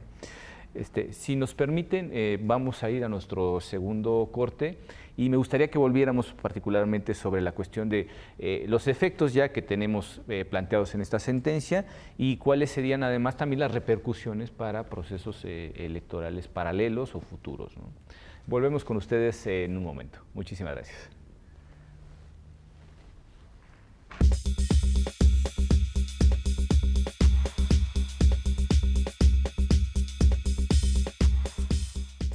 En el Tribunal Electoral protegemos los derechos político-electorales de las y los mexicanos. En los últimos 3 años atendimos más de 60,000 asuntos, 8 de cada 10 interpuestos por ciudadanos, y en este año resueltos en apenas 11 días. Trabajamos por la igualdad entre mujeres y hombres y por la autonomía de los pueblos y comunidades indígenas. Somos referencia para tribunales locales y extranjeros. Tribunal Electoral del Poder Judicial de la Federación. Tú tomas la decisión, nosotros la protegemos. La comunicación es una forma de ejercer la transparencia. Internet es un canal de salida de contenidos altamente eficiente que reduce mucho los costos de operación. En el Tribunal Electoral del Poder Judicial de la Federación hemos incrementado nuestra producción de contenidos audiovisuales especializados. Por ello, resulta necesario maximizar el uso de nuestra infraestructura para la creación de nuevos programas de televisión. Ante este escenario, proponemos la creación de un canal de televisión por Internet. Con este nuevo espacio fortaleceremos nuestra imagen institucional, nuestros canales de comunicación con la sociedad, además de apoyar la difusión de nuestros valores democráticos. Plataforma Electoral busca consolidar los esfuerzos en comunicación que a lo largo de la historia ha desarrollado este órgano jurisdiccional. Este nuevo espacio se conjugará con las demás líneas de acción en comunicación, como son las redes sociales, los programas de televisión y radio y el trabajo editorial e informativo para constituir así una completa plataforma de comunicación, nuestra plataforma electoral. Este canal de televisión por internet se convertirá en la principal puerta de salida para nuestros contenidos y de forma complementaria se utilizarán los espacios de canal judicial. Al consolidar este proyecto, el Tribunal Electoral se posicionará, sin duda, como el mayor generador de contenidos especializados en materia electoral, además de convertirse en la principal referencia en el mundo sobre este tema. Las principales líneas de comunicación que serán atendidas son la labor jurisdiccional del tribunal a través de sus sentencias, la transparencia electoral, la labor internacional y la vinculación del tribunal con los temas sociales como derechos de los pueblos indígenas y la equidad de género. Plataforma Electoral. El más importante generador de contenidos especializados.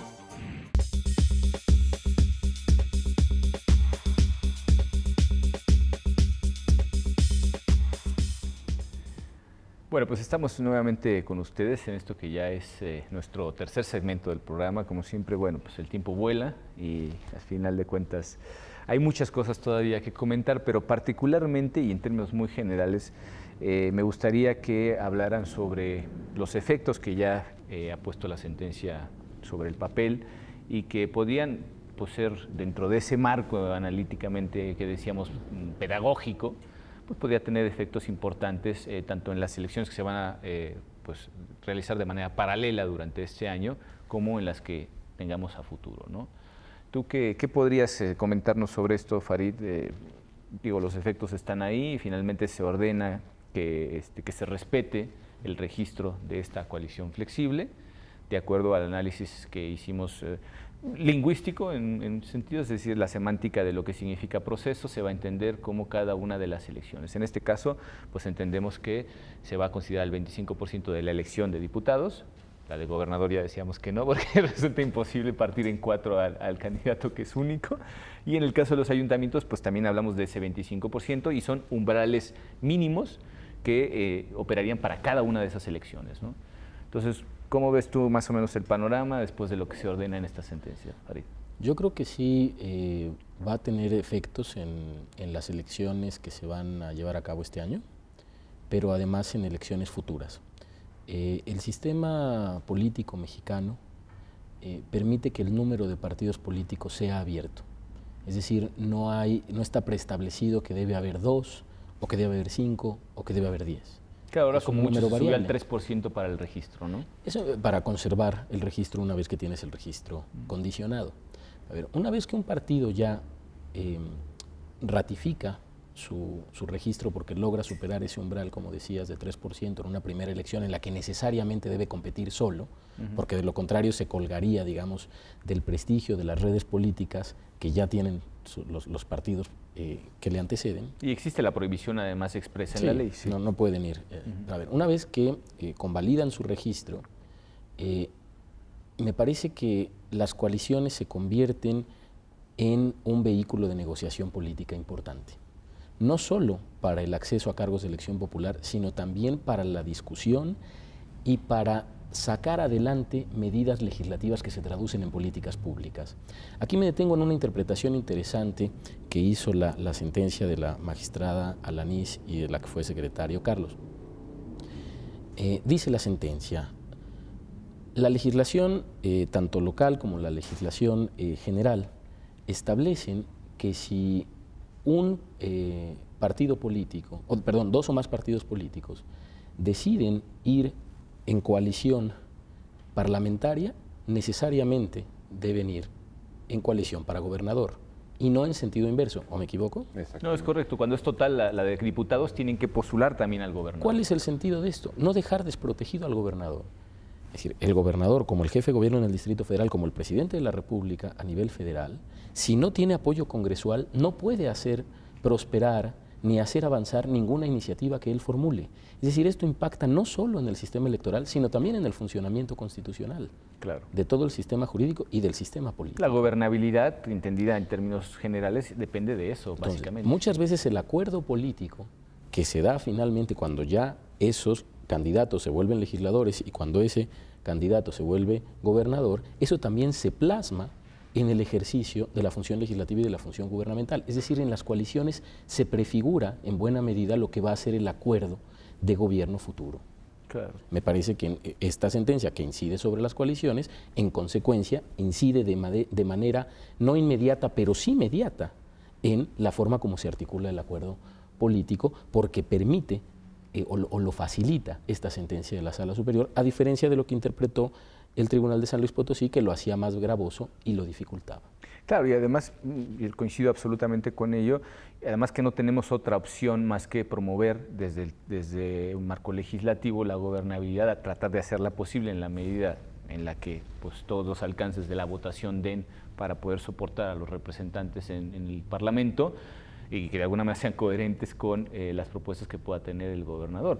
Sobre todo porque en nuestro país no tenemos ni la figura de la censura, ni la figura, por ejemplo, de las elecciones anticipadas, cuando se producen esos panoramas precisamente de discrepancias entre el Parlamento y el Poder Ejecutivo, que no hay capacidad de diálogo y que por tanto los acuerdos no pueden ser llevados adelante.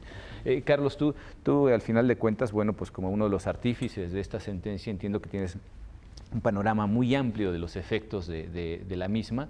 ¿Qué nos puedes contar sobre ello? Bien, en primer lugar, habría que atender a cómo venía el planteamiento del problema. O sea, era la solicitud de registro ante la autoridad local la concede, el tribunal local la revoca por una sola razón, a pesar de todos los motivos de agravio que había planteado el Partido de Acción Nacional en un primer momento. Al ser el sustento esta interpretación de la sentencia del tribunal local y ser revocada por la Sala Superior del Tribunal Electoral, la consecuencia es que entonces esa sentencia local ya no tiene efectos y prevalece en consecuencia el acuerdo de la autoridad electoral local que concede el registro a la coalición. Digamos, queda el registro de los cinco diputados y el gobernador exclusivamente. Entonces, ese acuerdo de coalición es válido para efectos del proceso electoral. Ahora, como criterio de interpretación, queda el precedente que puede ser tomado en casos futuros en que haya planteamientos similares de, bueno, cuál es el porcentaje de candidaturas o cuáles son las candidaturas involucradas para efectos de considerar la conformación de coaliciones flexibles o parciales. Entonces ya también tenemos allí un precedente, que puede volverse una tesis relevante si en determinado momento la Sala Superior ya redacta ese criterio en forma de una tesis relevante, y en el supuesto de que se lleguen a presentar más casos similares, bueno, se elevará a rangos de jurisprudencia en la medida en que se cumplan el criterio reiteradamente en otros casos. Pero bueno, ya tenemos una línea de interpretación respecto a estas reglas, que además también puede ser útil para efectos de la aplicación de otras disposiciones, cuando que comprenden también el uso de la misma terminología de proceso, elecciones, no necesariamente referido a coaliciones. Pero entonces ya lo iremos viendo en la medida en que van avanzando los procesos electorales, no solamente los del año 2015, sino los futuros, 2016, 2017 a nivel local. E incluso habrá que ver si el legislador en determinado momento considera hacer una adecuación de carácter legislativo a la redacción de las normas. Bueno, ya lo veremos también para los procesos de 2018. Claro, y en este caso también la idea de pues sacar, digamos, de la figura de las coaliciones a, por ejemplo, una candidatura como una gobernador. Eso también tiene una trascendencia importante, porque ya no estamos finalmente computando como si fuera precisamente una forma de coalición, sino simplemente se incorpora la candidatura probablemente a una coalición tanto flexible como parcial y necesariamente total, porque decíamos que es el total de esas posibles candidaturas. Efectivamente, y lo mencionaba Farid, la legislación tanto nacional como local prevé el supuesto de que, bueno, si el titular del Poder Ejecutivo se va a ir en coalición, no necesariamente los partidos políticos tienen que coaligarse para efectos del órgano legislativo. A la inversa, sí. Si hay una coalición total respecto de diputados federales, locales, eso implica que el titular del Poder Ejecutivo debe ir en una coalición también comprendida dentro de esta coalición total. Claro, tanto por la cuestión de la gobernabilidad como por la coherencia que debe de haber. Y entiendo además, bueno, pues la autonomía municipal se presta para muchísimas opciones de oferta política, y aquí incluso pues estaríamos en el escenario, digamos, el más sano de ellos son candidaturas coaligadas a nivel de los ayuntamientos, en los cuales ya con el simple hecho de que sean la cuarta parte, ese 25%, que ahora ya se entiende como de la elección en particular, sería suficiente para poder contender en diferentes municipios por pues, presidente municipal, cabildos, etcétera, etcétera. Y la cuestión aquí pues que se resuelve finalmente es clarificar, digamos, determinados términos que se utilizan de manera tal que pues tratan de ser una expresión armónica del sentido en el que deben entenderse estas cuestiones legislativas. Y ya por último, bueno, pues la perspectiva que nos ofrece esto es hasta dónde podría llegar a afectar también a la competitividad frente a las candidaturas independientes, que eso es otro tema que tenemos seguramente y que en algún momento vamos a tener que resolver, porque a mí me da la sensación de que una de las cuestiones que se formularon como nuevo escenario es la verdadera competencia entre las candidaturas ciudadanas y las de los partidos, que en algún momento me dio a mí la sensación de que los partidos estaban replegándose para tratar de combatir todos a una, ¿no? Hombro con hombro, los partidos políticos incluso ya prescindiendo totalmente de una propuesta coherente en cuanto a la ideología política que los sustenta cada uno de ellos, y que nos vamos a ver también en escenarios en los que probablemente esas coaliciones van a tener cuya única intención, me imagino yo, precisamente en ese escenario, digamos, de combate entre las candidaturas ciudadanas y los partidos, pues vencer al candidato independiente. Entonces ya entramos en una nueva aplicación también de la figura de las candidaturas flexibles, porque pues, son las más inmediatas, y en esa dificultad de encontrar acuerdos políticos de la que hablaba Farida hace un rato, pues precisamente tenemos que encontrar los mínimos para que los partidos tengan la capacidad de negociar la presentación común de candidatos, en este caso en las coaliciones, pues con un porcentaje lo más pequeño posible para que ellos puedan hacer frente también a las candidaturas independientes, ¿no? A ver, me parece que planteas o estás vislumbrando un eventual o una probable colisión entre estas dos nuevas figuras, es decir, la disminución de la exigencia de requisitos para coaligarse y por otro lado la aparición de la figura de las candidaturas independientes. Me gustaría verlo a la luz de una figura intermedia, digamos, todavía no en el plano de los candidatos no partidistas, sino todavía dentro del propio sistema de partidos. Me parece que una de las disposiciones más desafortunadas de la reforma electoral de febrero del año pasado es aquella que permite que el abanico del número de partidos se abra ya no cada 3, sino cada 6 años. Es decir, antes cada proceso electoral federal, distintas agrupaciones podían pretender constituirse en partidos políticos nacionales. Ahora lo acabamos de ver, por ejemplo, con el partido Morena, con el Partido Humanista, con el Partido Encuentro Social, que obtuvieron su registro, ¿sí? Pero después de este proceso que recién ocurrió el año pasado y por el que el Instituto Nacional Electoral les otorgó el registro condicionado, no habrá oportunidad de ingresar nuevos partidos sino hasta el año 2018, cuando menos, para competir en las elecciones del año 2021. Es decir, el hecho de que por un lado se estén facilitando la figura de las coaliciones y por otro lado se cierre la oportunidad de abrir nuevos partidos, eso puede consolidar a los partidos existentes y van a tener una ventaja comparativa respecto de los que quieren insertarse en el sistema de partidos, una ventaja, digamos, francamente inderrotable, insuperable. Me parece que esa sería, esta sentencia me parece que aborda el problema de cómo está la normatividad actual y no puede estar aventurando ni puede estar legislando.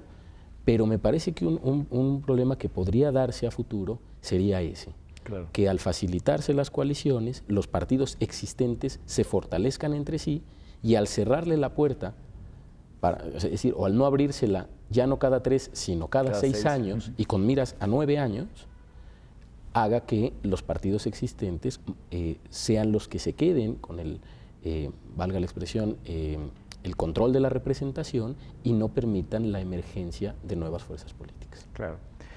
Y bueno, pues al final el escenario, como siempre, tiende a mostrar cierta tendencia en un sentido u otro. Yo le apostaría mucho al resultado que pudieran obtener también los candidatos independientes también para equilibrar un poco la cuestión, pero eso no lo sabemos y como bien dice Farid, no podemos especular en el ámbito legislativo de qué es lo que se podrá hacer o no. En todo caso, quizá el legislador utilice esta magnífica sentencia para poder corregir el término proceso, ¿no? y acote de una manera mucho más precisa y útil en el sentido de lo que trataba de comunicar, ¿no, Charlie? Efectivamente. Pues digo, al final de cuentas estas especulaciones son precisamente como parte de lo que le podemos ofrecer a quienes nos honran con el favor de su compañía, también tratando pues de ampliar la mira del análisis de los proyectos que hacemos en este programa, ¿no? Y bueno, pues como siempre hay una invitación para que ustedes nos acompañen en esta serie de sentencias a debate, esperando que finalmente encuentren temas que sean verdaderamente de su interés y que sean útiles. Tratamos de que el enfoque sea ciudadano, cosa que a veces es un poco complicado por la densidad de los temas, pero bueno, pues finalmente nos debemos a ustedes y contamos con su presencia en la próxima sesión de Sentencias a Debate. Les agradecemos mucho. Muchísimas gracias. Gracias. Gracias. Al contrario, gracias a ustedes.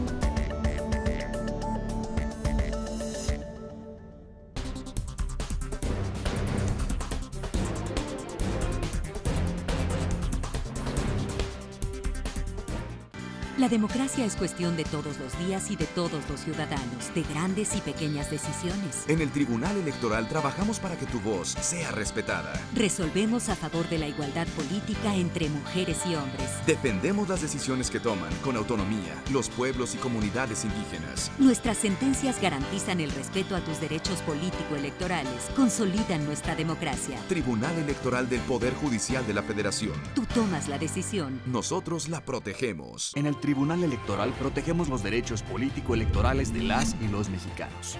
En los últimos 3 años atendimos más de 60,000 asuntos, 8 de cada 10 interpuestos por ciudadanos, y en este año resueltos en apenas 11 días. Trabajamos por la igualdad entre mujeres y hombres y por la autonomía de los pueblos y comunidades indígenas. Somos referencia para tribunales locales y extranjeros. Tribunal Electoral del Poder Judicial de la Federación. Tú tomas la decisión, nosotros la protegemos. La comunicación es una forma de ejercer la transparencia. Internet es un canal de salida de contenidos altamente eficiente que reduce mucho los costos de operación.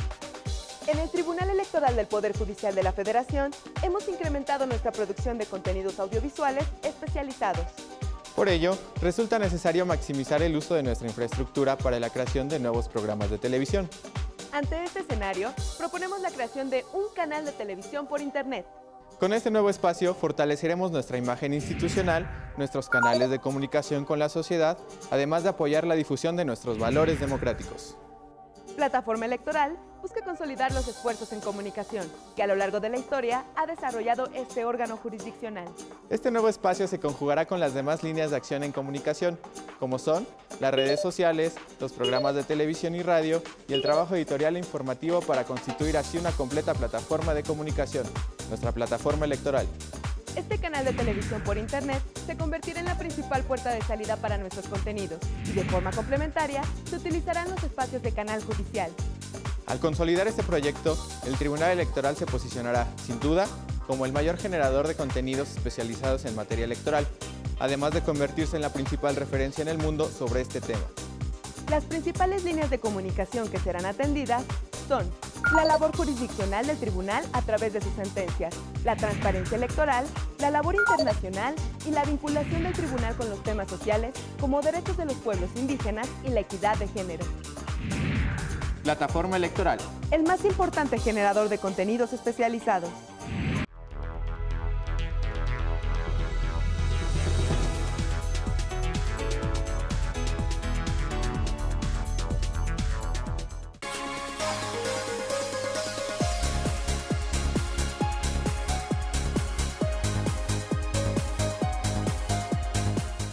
Aporte Regional es un espacio dedicado a la difusión de todas las acciones realizadas por las salas regionales del Tribunal Electoral del Poder Judicial de la Federación. Soy Aldo Flores y te invito a conocer el quehacer jurisdiccional enfocado a la protección de los derechos político-electorales y la difusión de la cultura democrática de las salas regionales. Solo aquí, en Plataforma Electoral, donde tú tienes mucho que ver.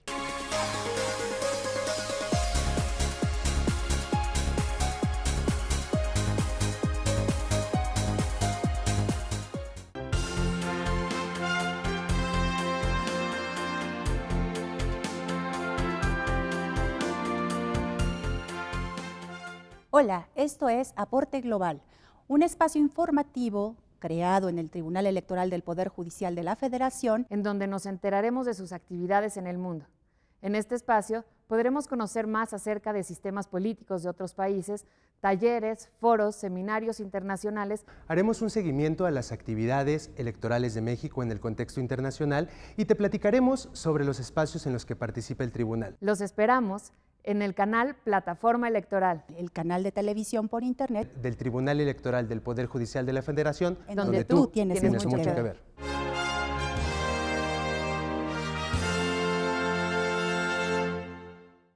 La democracia es cuestión de todos los días y de todos los ciudadanos, de grandes y pequeñas decisiones. En el Tribunal Electoral trabajamos para que tu voz sea respetada. Resolvemos a favor de la igualdad política entre mujeres y hombres. Defendemos las decisiones que toman con autonomía los pueblos y comunidades indígenas. Nuestras sentencias garantizan el respeto a tus derechos político-electorales, consolidan nuestra democracia. Tribunal Electoral del Poder Judicial de la Federación. Tú tomas la decisión. Nosotros la protegemos. En el Tribunal Electoral protegemos los derechos político-electorales de las y los mexicanos. En los últimos 3 años atendimos más de 60,000 asuntos, 8 de cada 10 interpuestos por ciudadanos, y en este año resueltos en apenas 11 días.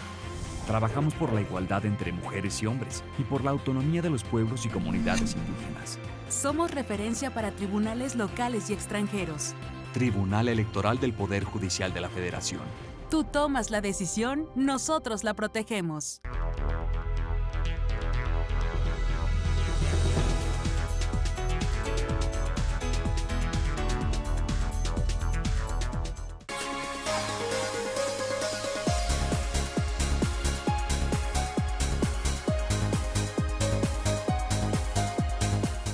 Aporte Regional es un espacio dedicado a la difusión de todas las acciones realizadas por las salas regionales del Tribunal Electoral del Poder Judicial de la Federación. Soy Aldo Flores y te invito a conocer el quehacer jurisdiccional enfocado a la protección de los derechos político-electorales y la difusión de la cultura democrática de las salas regionales. Solo aquí, en Plataforma Electoral, donde tú tienes mucho que ver.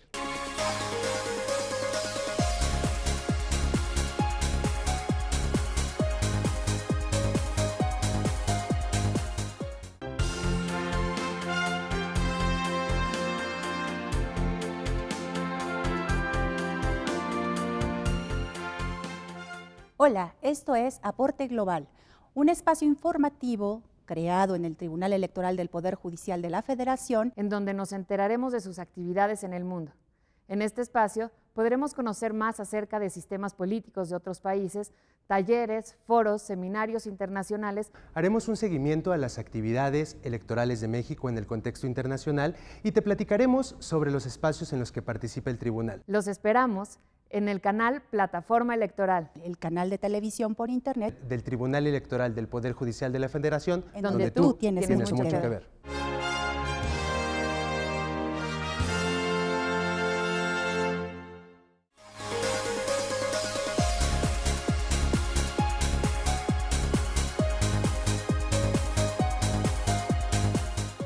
Bienvenidos de nuevo a esta emisión de Aporte Regional, el espacio en donde el Tribunal Electoral del Poder Judicial de la Federación nos presenta las actividades jurisdiccionales y académicas que se llevan a cabo en cada una de las salas regionales y en la sala especializada.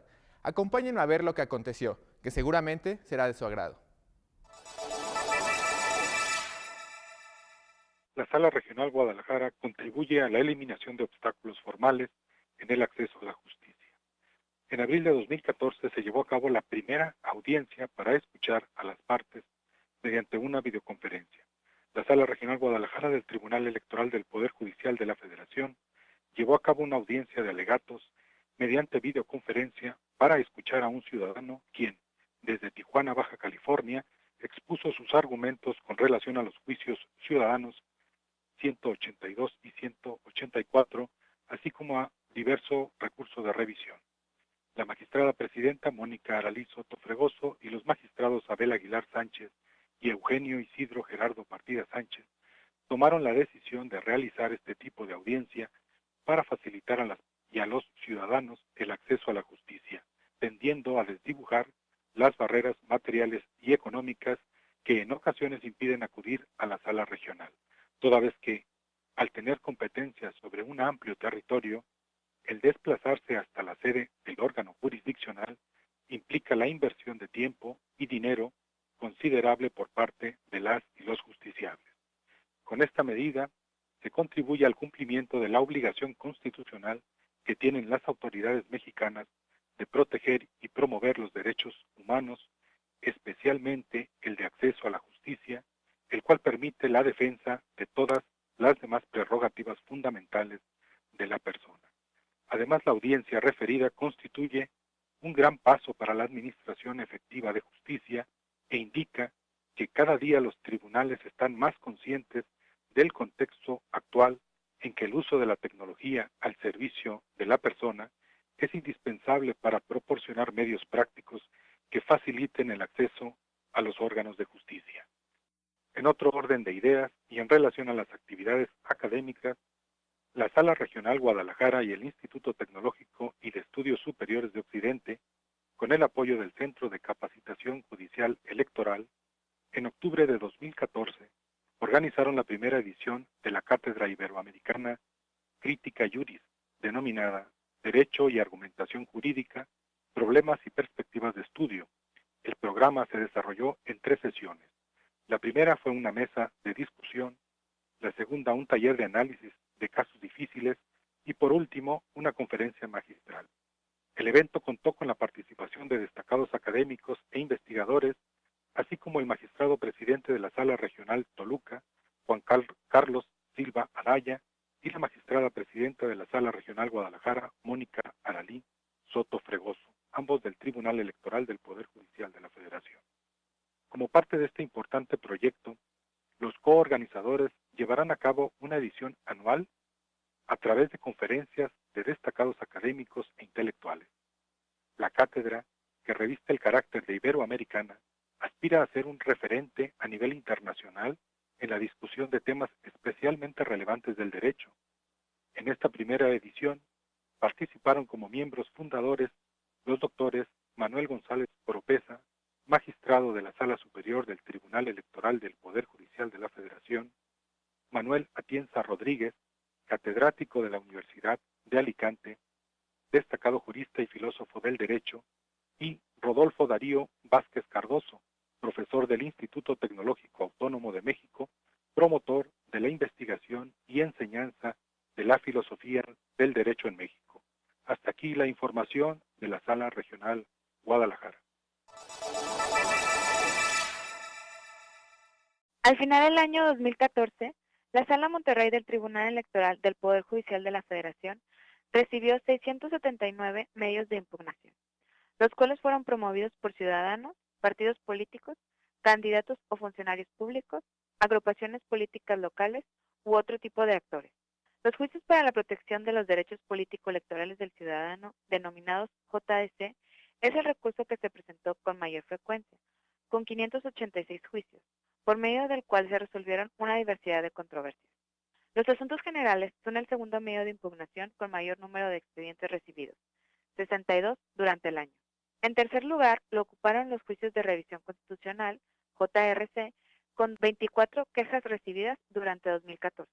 Asimismo, la Sala recibió 5 juicios laborales para dirimir las diferencias entre el INE y sus funcionarios, 2 juicios electorales e integró 73 cuadernos de antecedentes sobre asuntos cuya resolución corresponde a otras instancias. Entre los asuntos relevantes resueltos, destaca cuando la Sala Monterrey ordenó el Registro Federal de Electores del INE a expedir credenciales para votar con georreferenciación correcta de ciudadanos de Monterrey, Nuevo León.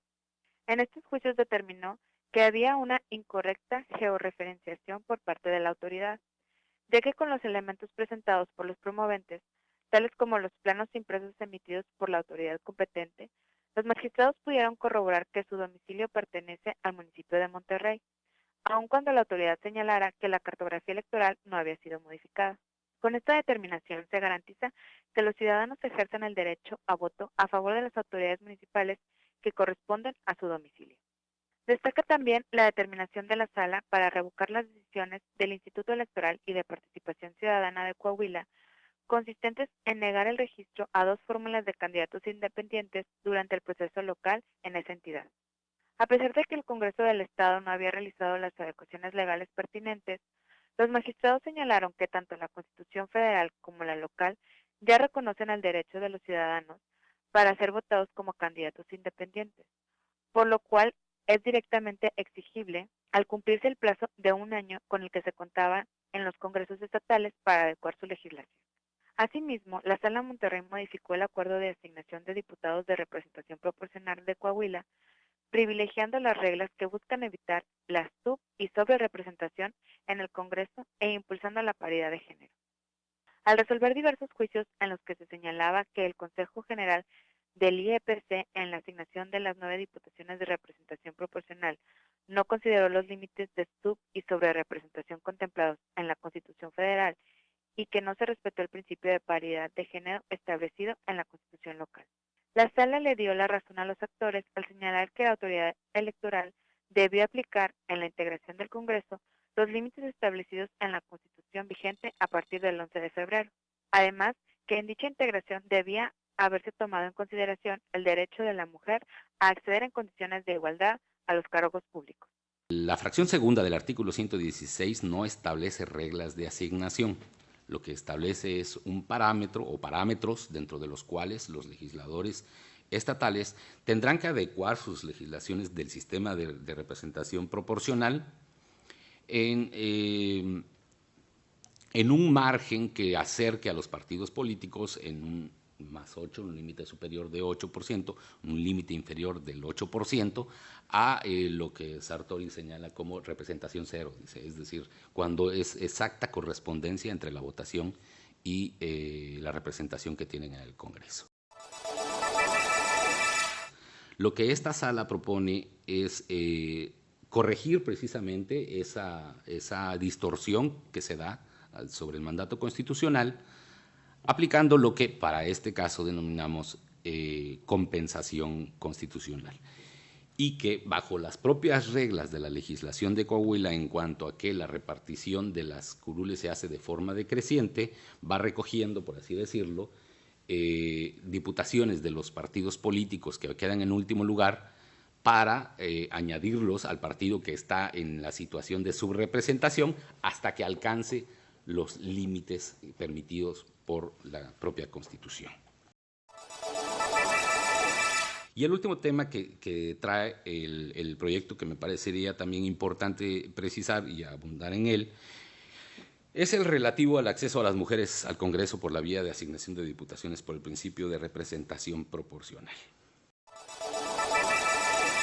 Por principio de cuentas, nosotros advertimos de la propia legislación del Estado de Coahuila que sí es intención de ese órgano, del constituyente y del legislador secundario, en su sentido formal, establecer una medida afirmativa que garantice o que potencialice el derecho de las mujeres para acceder al cargo de elección popular. Sin embargo, atendiendo al histórico de las propuestas y al resultado de la elección, se detecta lo siguiente. Históricamente, los partidos políticos postulan en primer lugar a candidatos del sexo masculino. ¿Esto qué es? ¿En qué se traduce? Se traduce en un obstáculo para que la medida afirmativa que estableció el legislador pueda cumplir su objetivo, que es la postulación como mecanismo idóneo para que las mujeres accedan a los cargos de elección popular. Y bien, nosotros entramos entonces a analizar si es posible o no modificar en aras de lograr la efectividad de esta acción afirmativa la el orden de prelación con el que se establecen las listas, por lo cual concluimos que sí es posible realizarlo. Este es el balance de la actividad jurisdiccional de la Sala Monterrey en 2014.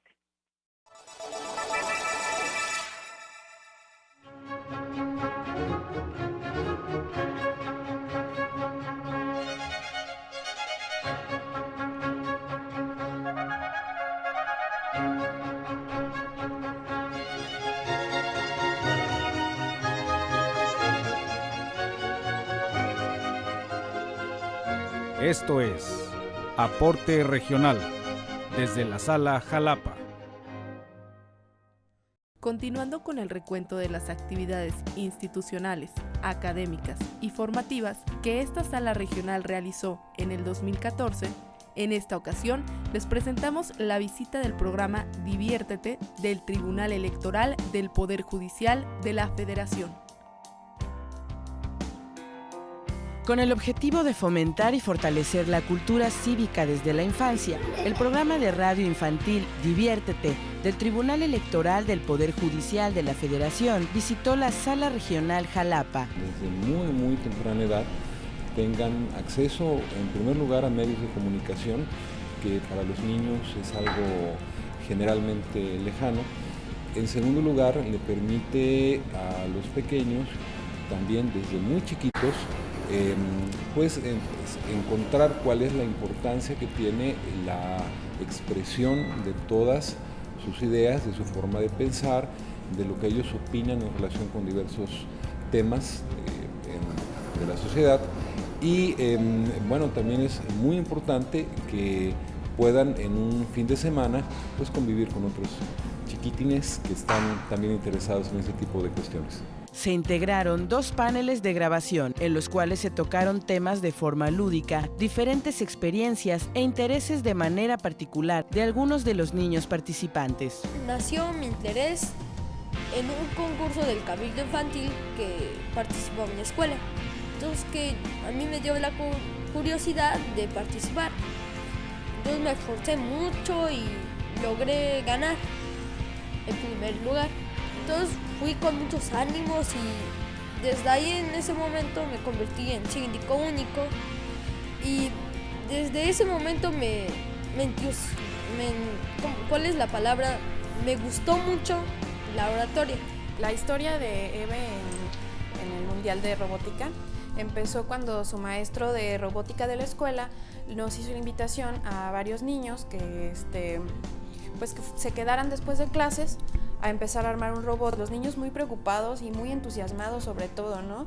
A pesar de que era quedarse después de clases y todo, estaban muy entusiasmados y pues perfeccionaron tanto su robot que lograron el tercer lugar al competir contra países como Honduras, Guatemala, varios equipos también de México, del mismo El Salvador, y sin embargo ganaron el tercer lugar. Diviértete ofreció a los niños participantes un espacio divertido en donde pueden conocer y opinar sobre sus derechos, lo que piensan sobre los valores y principios del ser humano, como la honestidad, el respeto, la justicia, entre otros. Los pequeños hablaron sobre lo que quieren estudiar y qué quieren ser cuando crezcan. Interactuaron a favor de su desarrollo e integración social. Me gustaría diseñar algo o hacer videojuegos. Me gustó mucho estar en el programa Diviértete. Es una experiencia muy padre estar en un programa de radio como este. Yo pienso que es muy divertido y le queda el nombre. Tribunal Electoral del Poder Judicial de la Federación, Sala Regional Jalapa. Esperamos que haya sido útil y de su interés lo que vimos. Los invito a que nos acompañen en otro programa de Aporte Regional. Soy Aldo Flores, les deseo un buen año, gracias y hasta la próxima.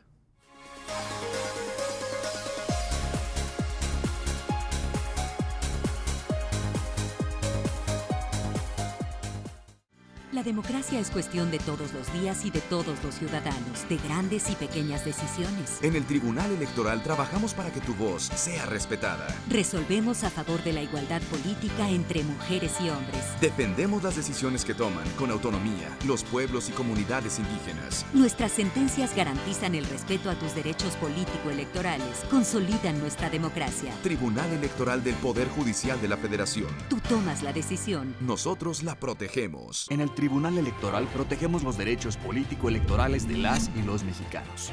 En los últimos 3 años atendimos más de 60,000 asuntos, 8 de cada 10 interpuestos por ciudadanos, y en este año resueltos en apenas 11 días.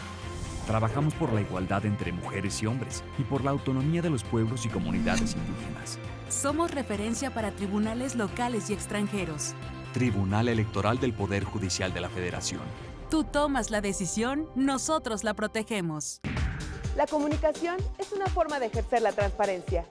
Internet es un canal de salida de contenidos altamente eficiente que reduce mucho los costos de operación. En el Tribunal Electoral del Poder Judicial de la Federación hemos incrementado nuestra producción de contenidos audiovisuales especializados. Por ello, resulta necesario maximizar el uso de nuestra infraestructura para la creación de nuevos programas de televisión. Ante este escenario, proponemos la creación de un canal de televisión por Internet. Con este nuevo espacio fortaleceremos nuestra imagen institucional, nuestros canales de comunicación con la sociedad, además de apoyar la difusión de nuestros valores democráticos. Plataforma Electoral busca consolidar los esfuerzos en comunicación que a lo largo de la historia ha desarrollado este órgano jurisdiccional. Este nuevo espacio se conjugará con las demás líneas de acción en comunicación, como son las redes sociales, los programas de televisión y radio y el trabajo editorial e informativo para constituir así una completa plataforma de comunicación, nuestra plataforma electoral. Este canal de televisión por Internet se convertirá en la principal puerta de salida para nuestros contenidos y de forma complementaria se utilizarán los espacios de canal judicial. Al consolidar este proyecto, el Tribunal Electoral se posicionará, sin duda, como el mayor generador de contenidos especializados en materia electoral, además de convertirse en la principal referencia en el mundo sobre este tema. Las principales líneas de comunicación que serán atendidas son la labor jurisdiccional del tribunal a través de sus sentencias, la transparencia electoral, la labor internacional y la vinculación del tribunal con los temas sociales como derechos de los pueblos indígenas y la equidad de género. Plataforma Electoral. El más importante generador de contenidos especializados.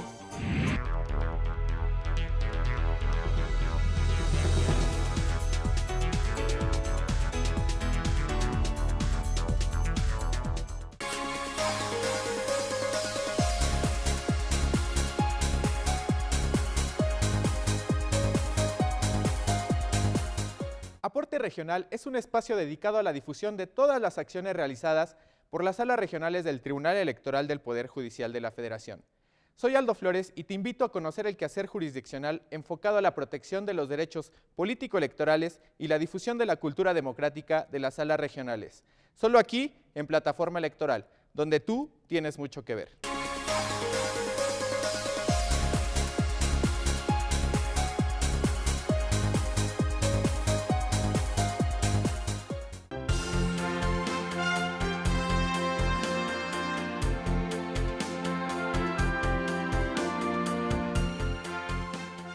Hola, esto es Aporte Global, un espacio informativo creado en el Tribunal Electoral del Poder Judicial de la Federación, en donde nos enteraremos de sus actividades en el mundo.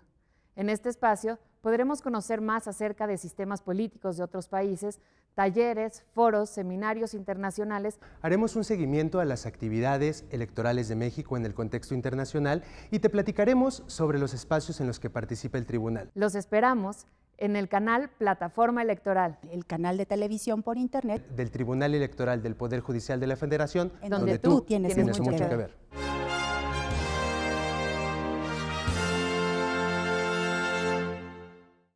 La democracia es cuestión de todos los días y de todos los ciudadanos, de grandes y pequeñas decisiones. En el Tribunal Electoral trabajamos para que tu voz sea respetada. Resolvemos a favor de la igualdad política entre mujeres y hombres. Defendemos las decisiones que toman con autonomía los pueblos y comunidades indígenas. Nuestras sentencias garantizan el respeto a tus derechos político-electorales, consolidan nuestra democracia. Tribunal Electoral del Poder Judicial de la Federación. Tú tomas la decisión. Nosotros la protegemos. En el Tribunal Electoral protegemos los derechos político-electorales de las y los mexicanos.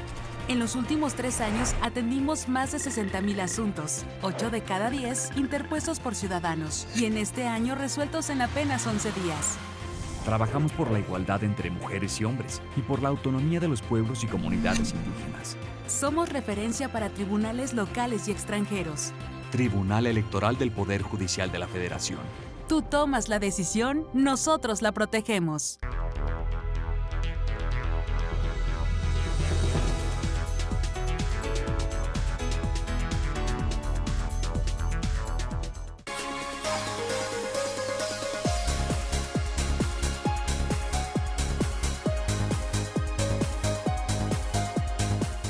Aporte Regional es un espacio dedicado a la difusión de todas las acciones realizadas por las salas regionales del Tribunal Electoral del Poder Judicial de la Federación. Soy Aldo Flores y te invito a conocer el quehacer jurisdiccional enfocado a la protección de los derechos político-electorales y la difusión de la cultura democrática de las salas regionales. Solo aquí, en Plataforma Electoral, donde tú tienes mucho que ver.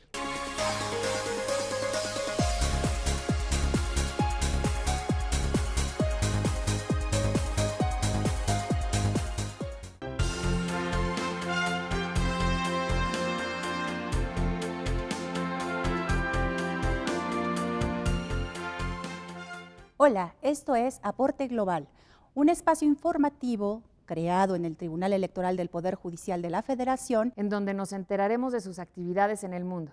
En este espacio podremos conocer más acerca de sistemas políticos de otros países, talleres, foros, seminarios internacionales. Haremos un seguimiento a las actividades electorales de México en el contexto internacional y te platicaremos sobre los espacios en los que participa el tribunal. Los esperamos en el canal Plataforma Electoral, el canal de televisión por internet del Tribunal Electoral del Poder Judicial de la Federación, donde tú tienes mucho que ver.